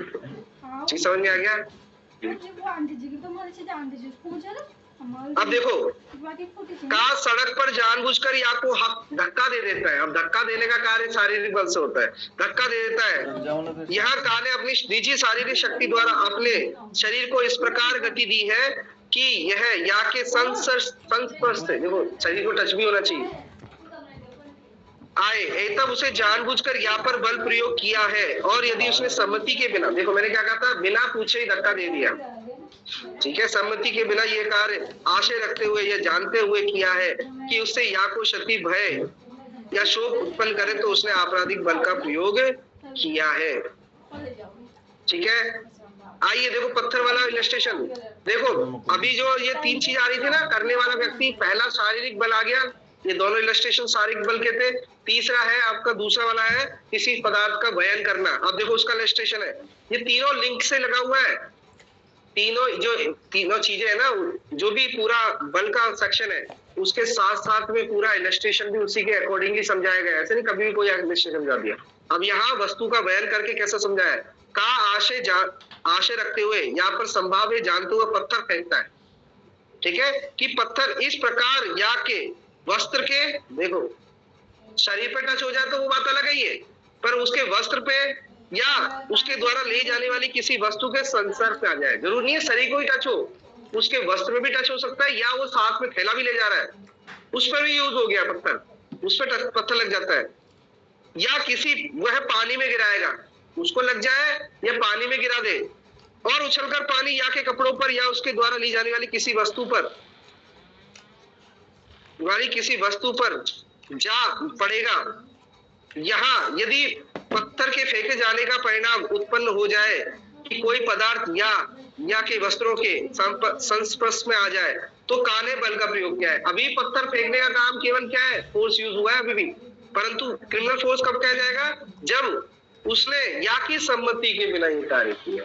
जी समझ में आ गया, सम्मति के, और एतद् द्वारा क्षति, भय या शोक उत्पन्न करने के आशय रखते हुए किया है, तो उस पर उसने आपराधिक बल का प्रयोग किया है। आइए देखो, घूंघट उठाना, वस्त्र है उसके, घूंघट उसके वस्त्र है, वस्त्र को हटा देना उसकी बिना सहमति के, तो भी वो अपराध हो गया। का किसी महिला का घूंघट जानबूझकर हटा देता है, इसीलिए उसका क्या है, मोडेस्टी का सेक्शन आता है। या किसी महिला का घूंघट जानबूझकर हटा देता है, का यहाँ का ने उस पर जानबूझकर बल प्रयोग किया है। और यदि उसने उस महिला की सम्मति के बिना यह कार्य आशय रखते हुए, संभाव ये जानते हुए कि उससे महिला की क्षति, भय या शोक उत्पन्न हो, तो उसने आपराधिक बल का प्रयोग किया है। भले ही अपराध करने के लिए या उस महिला को डराने, धमकाने या क्षति करने के लिए कोई कार्य किया है, तो उसने क्रिमिनल फोर्स यूज किया। अभी हम केवल और केवल क्रिमिनल फोर्स पढ़ रहे हैं, डेफिनेशन नहीं पढ़ रहे, तो इसके अंदर जो भी इलस्ट्रेशन आ रहा है लूटने का। अब आप ये मत सोचना कि इस सेक्शन का दंड इतना ही है, नहीं, ये हम ओवरऑल माइंड में पढ़ रहे हैं पूरा। मेरी बात समझ में आ रही है हिमांशु जी आपको? अभी हम सेक्शन पढ़ रहे हैं फोर्स और क्रिमिनल फोर्स, और इसके साथ जो इलस्ट्रेशन है उनके लिए सजा मत सोच लेना कि एक ही है, 128 में, 129 में, 130 में जो सजा दे रखी वही होगी। नहीं, 130 की सजा नहीं है ना इलस्ट्रेशन की, जो इलस्ट्रेशन होगा वो अपने हिसाब से जाएगा। महिला का घूंघट है, ये मोडेस्टी में जाता है। लूट का प्रयत्न है तो वो ऑफेंस ग्रीवियस हो जाता है। चीज समझ में आ रही है? तो ये अपने अपने जाएगा, क्योंकि अगर बताना चाहता तो वो जैसे ही अपराध खत्म हुआ, आपराधिक बल तो तुरंत दंड बताया था और इलस्ट्रेशन बताया था, तो हम समझ जाते हैं इन इलस्ट्रेशनों के लिए इतना दंड है। पर यहाँ पर केवल परिभाषा बताई है आपराधिक बल की और इलस्ट्रेशन बता दिया, दंड नहीं बताया। दंड अलग से बताएगा, सामान्य रूप से किया गया तो दंड ये होगा, पर उसके साथ में स्पेशल कंडीशन आ गई, किसी महिला का कर दिया, व्यक्ति का कर दिया, लोक सेवक का कर दिया, तो वहां पर अलग अलग प्रकार के हिसाब से अलग अलग दंड मिलेंगे। यहाँ केवल क्रिमिनल फोर्स को बताया जा रहा है कि केवल सामान्य फोर्स यूज करने पे क्या होगा, पर यहाँ इलस्ट्रेशन दे रखे हैं, अलग अलग दंड भी अलग अलग हो सकते हैं इनको। चीज समझ में आ गया? तो ये इस तरह से भी इसको देखने का प्रयास करना। तो महिला का घूंघट उठाना जो मोडेस्टी में आता है, ठीक है, तो ये या स्नान कर रहा है, देखो यहाँ पर कितनी बड़ी बात है, यहाँ स्नान कर रहा है, का स्नान करने के टब में ऐसा जल डाल देता है जिससे वो जानता है कि वो उबल रहा है। उबलता हुआ किसी जल किसी टब में डाल दो तो आदमी की क्या स्किन बर्न हो सकती है, ठीक है। या उबलते हुए जल ऐसी गति को शारीरिक शक्ति द्वारा जानबूझकर उत्पन्न करता है कि उस जल के संसर्ग से या को होता है, या अन्य जल से होता है जो इस प्रकार स्थित है, संस्पर्श से या की संवेदना शक्ति से प्रभावित होती है, इसलिए का ने यहाँ पर जानबूझकर बल प्रयोग किया है। और यदि उसने सहमति के बिना यह कार्य आशय पूर्वक रखते हुए या संभाव जानते हुए किया है कि वह उससे क्षति, भय या शोभ उत्पन्न करे, का ने आपराधिक बल का प्रयोग किया है। ठीक है, और यहाँ पर देखो, का सम्मति के बिना एक कुत्ते को यहाँ पर झपटने के लिए भटकाता है, केवल भड़का रहा है। जी समझ में आ गया? और मैंने बोल दिया, देखो अभी ध्यान से देखो, मैंने उस वक्त बताया कि केवल भड़काया तो इस सेक्शन में जाएगा, अपना फोर्स यूज किया, और उसको भड़काने में अभी भी उसके पास में रस्सी उसके हाथ में ही है। सिचुएशन थोड़ा इमेजिन करिए, कुत्ते को भड़का रहा है पर रस्सी उसके हाथ में, जैसे ही रस्सी छोड़ दी और कुत्ता भागने लगा, तो आप क्या है, वही जो अभी बताया था ना हार्ट में कि जीवन को संकटापन कार्य करता है, काटा नहीं है अभी, वहां पर वो सजा लग जाएगी। और जैसे ही वो हट कर देता है तो हट की सजा मिल जाएगी, और ग्रीवियस हट कर देता है, ग्रीवियस के तो मृत्यु कर देता था, मृत्यु। यहाँ केवल कुछ प्रेरित कर रहा है, भड़का रहा है, रस्सी उसके हाथ में है। ठीक है, इसको ऐसा समझना। या कि सम्मति के बिना एक कुत्ते पर यहाँ पर झपटने के लिए भड़काता है, यदि का आशय से या को क्षति, भय या शोभ कारित करने का है, तो उसने आपराधिक बल का प्रयोग किया है। तो सामने वाले में तो गति परिवर्तन हो गया, गतिहीनता हो गई, तो आपने फोर्स का यूज कर लिया। ये ऑफेंस सबसे ज्यादा होने वाला ऑफेंस है, आए दिन होता रहता है, पर वहां पर अगर इंटेंशन उसका अपराध करने का या डराने धमकाने का है तो क्रिमिनल ऑफेंस होगा, अदरवाइज वो नहीं होगा। तो पानी में जाएगा, यहाँ पर लाभ मिल जाएगा। चीज समझ में आ गया? ये अपवादों का लाभ मिल जाएगा उधर, पर अब अगर आपका इंटेंशन है, ठीक है, तो लाभ नहीं मिलेगा। ठीक है, आइए अभी भी दंड नहीं बता रखा है, अब हम हमला देख लेते हैं। हमला क्या होता है? बहुत साफ है, उसमें क्या है, हमले की आशंका आपने बहुत बार पढ़ा है कि शरीर के विरुद्ध अगर कम मृत्यु कारित कर दी जाएगी, जब सामने वाले से मृत्यु की आशंका हो, गुरुपति की आशंका हो, ये आशंका समझे ना।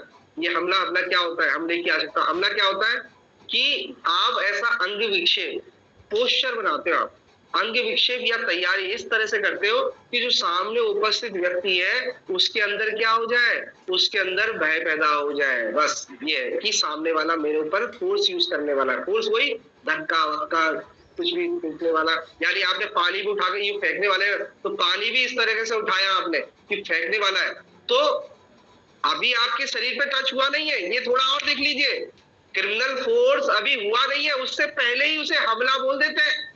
जैसे ही वो टच हो जाता है वो क्रिमिनल फोर्स हो जाता है। तो यहाँ पर ये क्या है, क्रिमिनल फोर्स होने वाला है। तो क्रिमिनल फोर्स यानी टच होने से पहले शरीर से स्पर्श करना जरूरी है, या वस्तु जो ले जा रहा है उससे स्पर्श करना जरूरी, उससे पहले की स्थिति को हमला कहते हैं। जी समझ में आ गया?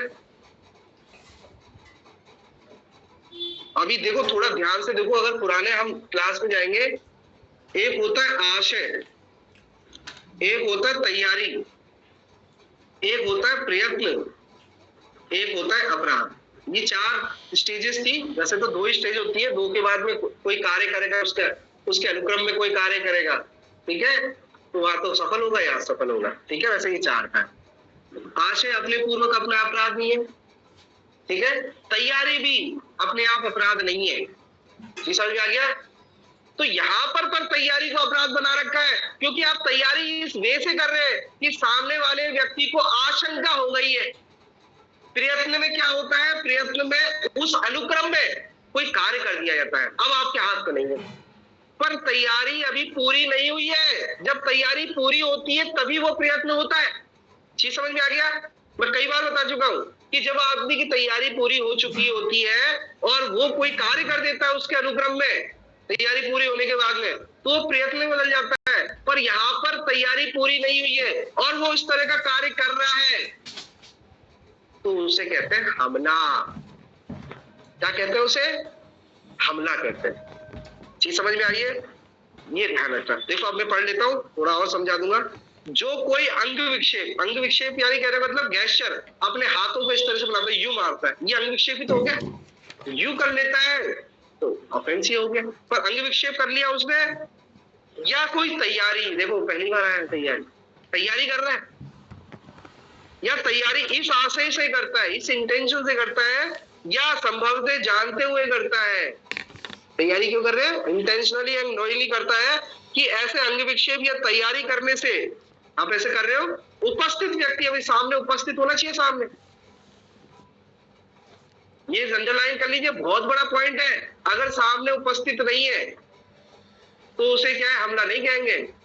उपस्थित होना चाहिए। तो उपस्थित व्यक्ति को यह आशंका हो जाए, क्या एप्रियंस हो जाए कि जो वैसा अंग विक्षेप या तैयारी करता है वह उस व्यक्ति पर, जो सामने उपस्थित है, उस व्यक्ति पर आपराधिक बल का प्रयोग करने ही वाला है। किया नहीं है? चीज समझ में आ रही है? करने ही वाला है, तो वह हमला करता हुआ कहा जाता है। और जैसे ही फोर्स यूज कर लिया तो वो क्या है, अब हमला ना करके क्या कहेंगे, क्रिमिनल फोर्स यूज करें। क्रिमिनल फोर्स से पहले की स्टेज है हमला। चीज समझ में आ गया? मैंने क्या कहा, देखो, ए व्यक्ति बी व्यक्ति को ऊपर एक गिलास पानी फेंक देता है, वस्तु का बयान कर देता है, वो उसके शरीर पे संसर्ग होता है, उसके कपड़ों को उगता है।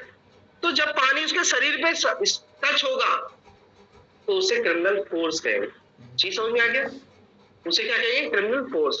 पर मैं एक गिलास पानी लेता हूं और यू कर रहा हूं, चीज समझ में आ गया? यू कर रहा हूं, भले ही मैंने फेंका नहीं है, पर सामने वाले को लग गया कि ये मेरे ऊपर आने वाला है, तो वो पहली स्टेज क्या हो गई है? हमला हो गई है।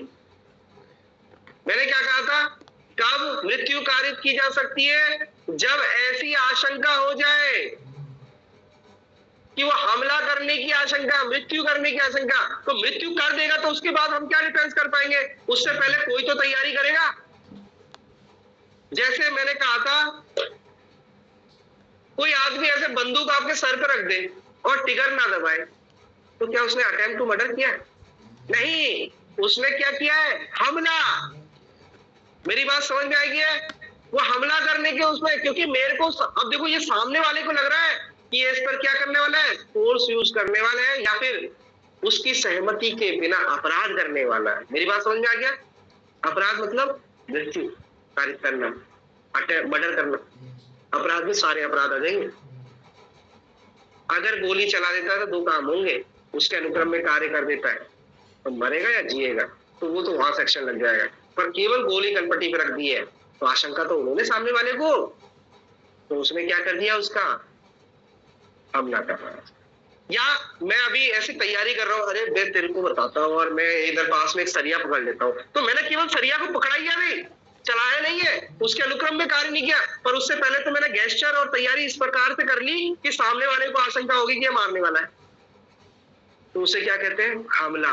बेटा अगर कर देगा ना वो, तो वो क्रिमिनल फोर्स हो जाएगा, या जो भी ऑफेंस होगा वो उसमें इंक्लूड हो जाएगा। मेरी बात समझ में आ रही है? तो अपराध होने से पहले की स्थिति को क्या बोलते हैं? हमला कहते हैं। चीज समझ में आ गया? जिससे आशंका हो जाए उपस्थित व्यक्ति को कि उसके ऊपर क्या होता है, क्रिमिनल फोर्स यूज होने वाला है। चीज समझ में आ गया? अब छोटा हुआ फोर्स तो इस सेक्शन में आएगा, और बड़ा हुआ अपराध तो फिर वो सीधे दूसरे सेक्शन में चले जाएगा। अब सरिये से उसने केवल टच किया तो फोर्स तो यूज कर लिया ना, तो टच करने पे ना उपति हुई ना कुछ हुआ, पर इस सेक्शन में चले जाएगा। पर उस सरिये से आपको जोर से मार दी तो आपकी नील पड़ गई, तो उसने हट कर दिया और हाथ टूट गया। तो ऐसे ऐसे श्रेणी क्या करती जाती है, बढ़ती जाती है। तो अब देखो एक चीज देखो, हमला सबसे छोटा ऑफेंस है जहां पर केवल व्यक्ति को क्या होती है, आशंका। अभी वो ऑफेंस तैयारी पूरी नहीं हुई है, पर तैयारी की स्टेज में, जैसे कोई व्यक्ति मेरे को बंदूक मारने वाला है तो यू यू करने लगता है ना, बंदूक निकालेगा तो सही, तो वो स्टेज में आ गया, हमला करने वाला है। चीज समझ में आ गया? किया करने की बात अलग है, पर वो जो तैयारी कर रहा है, या बंदूक में क्या है, यू कर रहा है खटखट, वो तैयारी की स्टेज में आ गया। चीज समझ में आ गया? तो वहां पर क्या है, उसको हमला कहते हैं। और जब वो हमला पूरा हो जाता है तो उसे बल कहते हैं। चीज समझ में आ गया? छोटा हुआ बल, छोटा मोटा पानी गिरा मेरे ऊपर, कितना फोर्स यूज हुआ है बताओ? मेरी बात समझ में आ गया?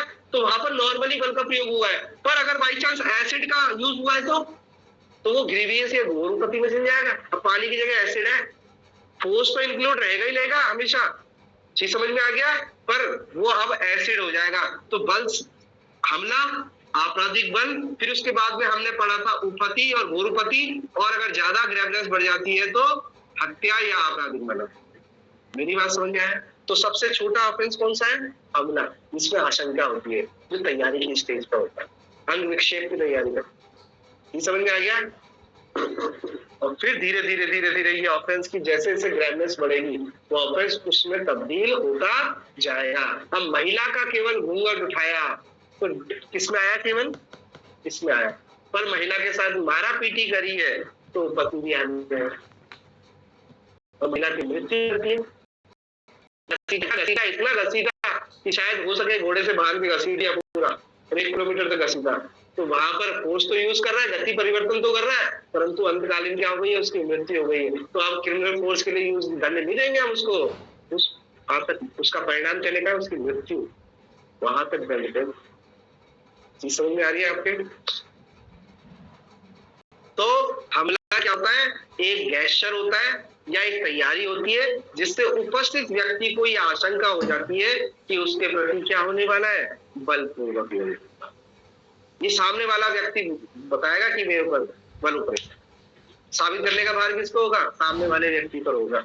ठीक है? कई लोग करते हैं यूं करते ना, देखो मजाक यूं करके यूं बाल को यूं करने लग जाते हैं। अरे सामने, तुम तो कह रहे हो मजाक कर रहा था, अरे सामने वाले व्यक्ति को तो ये लग गया ना कि भय उत्पन्न होने वाले की आशंका उत्पन्न हो गई, इसको तो बल यूज होने से पहले भय, क्षोभ या क्षति होने वाली थी, उसको तो आशंका हो गई, हो जाती तो फोर्स यूज हो जाता। पर आपने ऐसी तैयारी करी है तो भी वो बोल देगा कि सर मेरे को डर लग गया इससे, तो भी आप क्या समझोगे? हमला होने वाला है। चीज समझ में आ गया? ये जैसे किसी को मुक्का दिखाना, मारा नहीं है, मुक्का दिखाना, तो जैसे ही आपने मुक्का दिखाया वो हमले की श्रेणी में आया। और अगर आपके शरीर पे टच हो गया हो या कपड़े जो पहन रखे उस पर टच हो गया मुक्का, तो आपने बलि का यूज कर लिया। और अगर आपके मुंह पे लग गया, नाक टूट गई, दांत टूट गया, तो ग्रीवियस हर्ट हो गया। चीज समझ में आ रही है मैं क्या कहना चाहता हूँ? कैसे ऑफेंस की श्रेणी बढ़ती जाती है? तो हमला अपराध होने से पहले की स्टेज है, वहां पर व्यक्ति को आशंका हो जाती है। ये समझ में आ गया? अब यहाँ पर ही प्राइवेट डिफेंस में जाओ, सामने वाला आप पे वार करे, ये जरूरी नहीं है कि पहले वो वार करेगा तभी मारूंगा। वो तैयारी इस हिसाब से कर रहा है कि वो मेरे पर हमला, मृत्यु के लिए मृत्यु किया है, जिससे मेरे को मृत्यु की आशंका हो जाए। तो उसने अभी मेरे पर वार किया हो ये आवश्यक नहीं है, पर वो बंदूक ढूंढ रहा है या तलवार को म्यान से निकाल रहा है, इतना ही पर्याप्त है। और मैं इतने में उसे फट से अपनी गोली ठक ठक ठक मार सकता हूँ, और मैं कह सकता हूँ कि सर ये मृत्यु की क्या है, मेरे को आशंका हो गई थी। सर मेरी बात समझ में आ रही है आपको? यानी हमले की आशंका, जैसे ही आशंका शुरू, अब प्राइवेट डिफेंस शुरू। जरूर थोड़ा उसमें आशंका कह रहा है, ये नहीं कह रहा कि पहला हमला किया जाएगा तभी प्राइवेट डिफेंस किया जाएगा, ऐसा कभी नहीं कह रहा। आशंका मतलब अपराध होने की पूर्व की स्थिति, जो तैयारी की स्टेज में। मेरी बात समझ में आ गया? ऐसे ही हमला क्या होता है? एक तैयारी की स्टेज में आप कोई अंग विक्षेप या ऐसी कोई तैयारी करते हो जिससे सामने वाले व्यक्ति को लग जाता है कि क्रिमिनल फोर्स यूज होने वाला है। अब फोर्स जितना यूज होगा उसी हिसाब से कैटेगरी डिवाइड हो जाएगी। तो क्रिमिनल फोर्स यूज होने वाला है, उसे हमला कहते हैं। ठीक है? अब उपस्थित व्यक्ति को देखें, अब मुक्का मारने की मैं तैयारी कर रहा हूँ, गेस्चर बना रहा हूँ, यू करने वाला हूँ, तो आप मेरे से कम नहीं तो 2 फीट ही आगे होने चाहिए, 2-3 फीट, जहां तक मेरा हाथ पहुंच सके। अगर आप 10 मीटर दूर या 10 फीट दूर खड़े हो तो मेरी गेस्चर हमला, और ये नहीं कहा जाएगा कि वो मेरे पर हमला कर रहा है। याद रखना, ये भी चीज देख लेना। यहाँ उपस्थित शब्द है कि वो इस तरह से तैयारी करे या गेस्चर करे तो ही वो हमला आएगा कि उपस्थित व्यक्ति को। अब मुक्के के लिए 4 फीट दूर खड़ा है तो मेरा मुक्का कभी उसके पास पहुंचेगा ही नहीं। चीज समझ में आ गया? या 5 फीट या 4 फीट भी आप बोल रहे हैं सर वो तो स्पाइडरमैन पहुंच सकता है, तो वहां पर क्या है, 5 फीट दूर खड़ा है। 5 फीट किसी भी तरह से नहीं होता, हमारा हाथ 3 फीट का होता है, 2.5-3 फीट का, 3.5 फीट का होता है। तो दूसरा मारोगे भी तो कितना आगे तक मार लोगे। चीज समझ में आ गया? पर इसी जगह अगर पत्थर उठा लेता है तो पत्थर की दूरी कितनी होती है?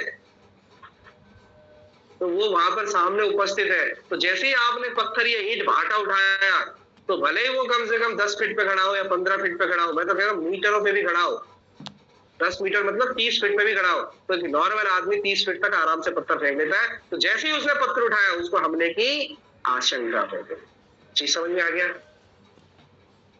अगर वो 50 फीट भी दूर खड़ा हुआ है तो भी आराम से पत्थर फेंका जा सकता है। 50 फीट भी आराम से फेंक सकता है। 50 तो बहुत कम हो गए, मैं तो कह रहा हूँ आदमी 50 मीटर तक फेंक देता है। चीज समझ में आ गया?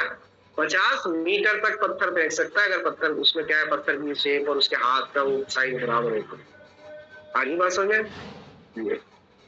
अगर पत्थर की बड़ा है से पत्थर एक तरह से इतना बड़ा है कि कम से कम 5-6 किलो का है, तो आप 20 फीट भी खड़े हो तो भी नहीं पहुंचेगा, क्योंकि आप ईंट फेंक के दिखाओ कितनी दूर फेंक दोगे आप, नहीं समझे? पर एक छोटा हाथ का पत्थर, तो ये हमले का हमेशा ये देखना होगा कि वो उसकी आपकी दूरी कितनी है, उपस्थिति कितनी है। आप बंदूक पे, आप देखो एक चीज और देखो, जब आप दूसरी मंजिल पे हो और मैं दूसरी मंजिल पे हूं, मैं आपको मुक्का दिखाता हूं, तो ये हमला नहीं कहा जाएगा, क्योंकि ये प्रयत्न कभी ये क्या है, ये तैयारी इस तरह की है ही नहीं है कि जो सफल हो जाएगी, नहीं समझे? तो ऑफेंस भी क्रिएट नहीं होगी। दूसरी मंजिल पे हूं, पर वो लकड़ी उठाता है या पत्थर उठाता है और मेरे को ऐसा मारने का गेस्चर बनाता है, तो ये हमले की आशंका हो जाएगी, क्योंकि वहां उपस्थित व्यक्ति भले ही दूरी हो पर उसकी रीच तो हो सकती है। और इसी तरह से अगर वो 300-400 मीटर पे अगर दूर खड़ा है और वहां बंदूक दिखाता है, चलो ये और वहां देखो उपस्थित है, दोनों छत पे खड़े, और वहां आदमी बोलता है रुक तेरे को मैं बताता हूँ, और 200 मीटर की दूरी पर क्या है, बंदूक का गेस्चर दिखाते, तो बंदूक पहुंच सकती है आराम से, तो उसे हमले की आशंका हो गई। जानी समझ में? भले ही आप तुरंत नीचे भाग के चले जाओ, भाग जाते हो, उसने फायर नहीं किया है तो भी आप FIR करा सकते हो कि सामने वाले ने सर हमले करने का किया है, मेरे ऑफेंस किया है। चीज समझ में आ गया? भले ही बंदूक नहीं चलाई हो, चला दी होती तो अटेम्प्ट टू मर्डर और उसमें आ जाता, पर केवल तैयारी करी है, निकाल ली, कनपट्टी पे रख ली और या फिर दूरी से आपको दिखा दी, तो भी आपने क्या FIR दर्ज क्या कराने जाओगे कि सर उसने मेरे पे हमला किया है या हमला करने का प्रयास किया। ये समझ में आ गया? ये लिखाते ना कि हमले का प्रयास किया है। बहुत सारे सेक्शनों में ये क्या है, जब आप पुलिस रिपोर्ट पढ़ेंगे तो उसमें ये देखेंगे, भले ही वो ऑफेंस किया नहीं हो पर तैयारी तो की है उसकी, हर सेक्शन में लग जाता है ये, सामने वाले को भी एक आशंका हो जाए। ठीक है, चलिए आइए अब देखें, पढ़ते थोड़ा इन्वेस्टिगेशन पढ़ लेते हैं।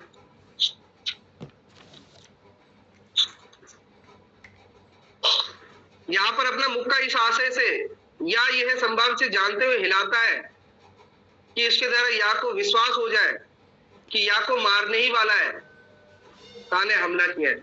हम मुक्के को हिला भी रहा है ना, देखो ऐसे करके, तो भी क्या है, उसे हमले की श्रेणी में लगे, पर आशंका होना चाहिए, उसको विश्वास होना चाहिए कि ये मेरे पे रीच हो जाएगा, पहुंच जाएगा मुक्का। दूरी इतनी दूरी नहीं होनी चाहिए कि नहीं पहुंचे, तो विश्वास ही नहीं होगा उसको। विश्वास करने के कारण, इसीलिए क्या है IPC में डेफिनेशन दे देती है, रीजन टू बिलीव। ठीक है, तो यहाँ पर इसको विश्वास होना चाहिए, मुक्का ऐसे उड़कर थोड़ी चल जाएगा शक्तिमान की तरह, लंबा लंबा हाथ चले जाए, 100 मीटर पे खड़ा आदमी उसके लग जाए, नहीं, विश्वास होना चाहिए कि सर इतनी दूरी पे था और इसने मुक्का हिलाया था, तो भी क्या है वो ऑफेंस हुआ। का एक हिंसक कुत्ते की, देखो ये कह रहा है, का एक हिंसक कुत्ते की खोलना आरंभ करता है। देखो यहाँ कह रहा है, मैंने क्या कहा था, अभी उसे भड़का नहीं रहा, ये भी उससे छोटी स्टेज आ रही है। मैंने यहाँ पे बताया था कि वो उस कुत्ते को बोलता है, पकड़ रखा है और बोलता है छू। चीज समझ में आ रही है? तो वहां पर क्या है, वहां पर वो क्या है, आपराधिक बल, पर यहाँ पर उसको केवल क्या कर रहा है, मुखबंदी खोलने का प्रयास कर रहा है। तो मेरे को तो ये लग रहा है ना कि मुखबंदी मतलब उसके मुख पे कुछ पट्टा बंधा होता है, वो खोल रहा है, तो मुझे आशंका स्टार्ट हो गई वैसे ही। तो क्या कह रहा है, का एक हिंसक कुत्ते को खोलना आरंभ करता है कि उसके मुखबंदी इस आशय से या संभाव से जानते हुए या को विश्वास हो जाता है। देखो आप क्यों खोल रहे हैं वो मतलब नहीं है, पर सामने वाले को विश्वास हो जाता है कि वो यहाँ पर कुत्ते का आक्रमण करने वाला है, किया नहीं है, करने वाला है, का ने यहाँ पर हमला किया है। और देखो अब ये थोड़ा सा इलस्ट्रेशन देखो, हमले को वो पढ़ लिया था, मैंने पढ़ा था कि नहीं पढ़ा था, हमला पढ़ लिया था, दोबारा पढ़ देता हूं। जो कोई अंग विक्षेप या तैयारी इस आशय से करता है या संभवतः जानते हुए करता है कि ऐसा अंग विक्षेप या तैयारी करने से किसी उपस्थित व्यक्ति को यह आशंका हो जाए कि ऐसा अंग विक्षेप या तैयारी करता है, वह उस व्यक्ति पर आपराधिक बल का प्रयोग करने वाला है, हमला करता हुआ कहा जाता है। अब स्पष्टीकरण देख लेना, इसका बहुत अच्छा स्पष्टीकरण है। केवल शब्द हमले की कोटि में नहीं आते, मैं तुझे मारूंगा, इससे कोई हमला साबित नहीं होता। तैयारी नहीं की गई है, ना ही कोई अंग निक्षेप किया गया। तो केवल कथन करना हमले को पूर्ण नहीं बनाता जब तक में कोई गेस्चर ना कर दे या फिर कोई तैयारी ना कर दे। चीज समझ में आ गया? मैं तुझे इतना मारूंगा ना कि तू मर जाएगा, ये केवल एक वाक्य है और इससे कोई ऑफेंस क्रिएट नहीं होता। दूसरा हो सकता है भले, ठीक है, 509 504 ये हो सकता है, परंतु ये हमला क्रिएट नहीं होता है। ठीक है, वो शब्दों द्वारा है, ये शरीर के विरुद्ध अपराध है। वहां पर हम पढ़ेंगे शब्दों द्वारा अपराध है, वाक्यों के द्वारा।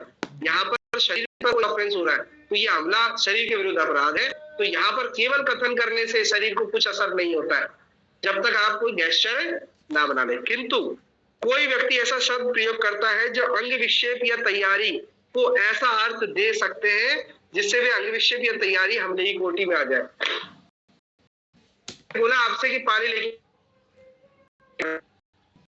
मैंने बोला मारूं क्या, तो मैंने ये हमला किया है क्या? नहीं किया। मैंने आपसे दूसरा सिचुएशन देखो, मैंने बोला पानी ले गया और आप बोले नहीं लेके आ रहा, तो मैं तैयारी करने लग जाता हूँ। क्या तैयारी करने लग जाता हूँ? पलंग से एकदम उठता हूँ और आपके ऊपर बढ़ता हूँ, मारा नहीं है तो वो क्या हो गया? हमले की स्थिति। चीज समझ में आ गया कि तेरे को तो मैं बताता हूँ, वाक्य भी आ रहा है और गेस्चर भी आ रहा है। मेरी बात समझ में आ रही है? जैसे टीचर एक बोलता है, टीचर बच्चे को बोलता है मैं तुझे मारूंगा, तो वहां पर हमला कहाँ हुआ? पर टीचर बोलता है डंडा खाए मेरा, उसमें ढूंढने की कोशिश करता है मेरा डंडा खाए, और डंडा उठा लेता है। ये समझ में आ गया? तो वहां पर क्या हो गया? उसने तैयारी हो गई ना उसकी तरफ पूरी तरह से, तो वहां पर उसने क्या है? हमला होने वाला टीचर के द्वारा बच्चे के ऊपर, तो वो हमला कहेंगे। केवल कथन इसमें नहीं आते जब तक आपका आचरण साथ में ना हो। आचरण में क्या आएगा? तैयारी या अंग विक्षेप। जी समझ में आ गया? अब यही इलस्ट्रेशन देखो, या से यह कहते हुए कि मैं तुम्हें पीटूंगा का एक छड़ी उठा लेता है, केवल कह भी रहा है और छड़ी भी उठा लेता है। यद्यपि का द्वारा प्रयोग में लाए गए शब्द किसी अवस्था में हमले की कोटि में नहीं आएंगे। केवल शब्द हमले की कोटि में नहीं आते जब तक आते, यद्यपि केवल अंग विक्षेप बनाना इसके साथ अन्य परिस्थितियों का अभाव है। जब इसके साथ में अंग विक्षेप या अन्य परिस्थितियों का अभाव है तो केवल शब्द कोटि में नहीं आएंगे हमले की में। हमले की कोटि में ना भी आए यद्यपि शब्द द्वारा स्पष्टीकरण, ये अंग विक्षेप ये है, ना भी आए यद्यपि शब्दों द्वारा स्पष्टीकरण वह अंग विक्षेप हमले की कोटि में आ जाएगा। ठीक है, पर आपने जैसे ही डंडा उठा लिया और आपने क्या है? शब्द कहे, तो वो क्या है? हमले की कोटि में आ जाए, ये कहना चाहता है। तो बेटा आज तक यही पढ़ेंगे और बाकी तो कुछ नहीं है, बाकी तो केवल इसके प्रकार है कि आप कैसे कैसे हमला और वो क्या है, इन दोनों का दंड देख लो एक बार। जो कोई किसी व्यक्ति पर हमला या आपराधिक बल का प्रयोग उस व्यक्ति द्वारा गंभीर और अचानक प्रयोग में दिया नहीं कि अन्यथा करेगा, वो दोनों में से किसी भांति की अवधि के 3 मास तक की सजा, कितनी? केवल 3 महीने की सजा है। अगर आपने गुस्सा नहीं दिलाया है, गंभीर और अचानक प्रकोपन नहीं दिलाया है, तब तक वो बल का प्रयोग नहीं कर रहा है, तो वहां 3 महीने की सजा है। और अगर गुस्सा दिलाया है तो उसकी सजा देख लो, 136 निकालो। आपने उसने आपके ऊपर हमला या आपराधिक बल क्यों कर रहा है? क्योंकि आपने उसे गुस्सा दिला दिया, तो कितने साल की? जो कोई किसी व्यक्ति पर हमला या आपराधिक बल का प्रयोग उस व्यक्ति द्वारा दिए गए गंभीर और अचानक प्रकोपन कर गया, वो सादा कारावास से जिसकी अवधि 1 मास तक की हो सकती है। अगर आपने गुस्सा नहीं दिलाया और फिर भी वो आप पे हमला कर रहा है तो 3 महीने की सजा, और आपने उसे गुस्सा दिलाया है तो वो हमला कर रहा है तो वहां 1 महीने की सजा। जी समझ में आ गया? ये चलिए कल और पढ़ लेंगे 130 के इलस्ट्रेशन। ठीक है, चलिए ठीक है, शाम को वही सेल्स ऑफ गुड्स पर पढ़ेंगे। ओके।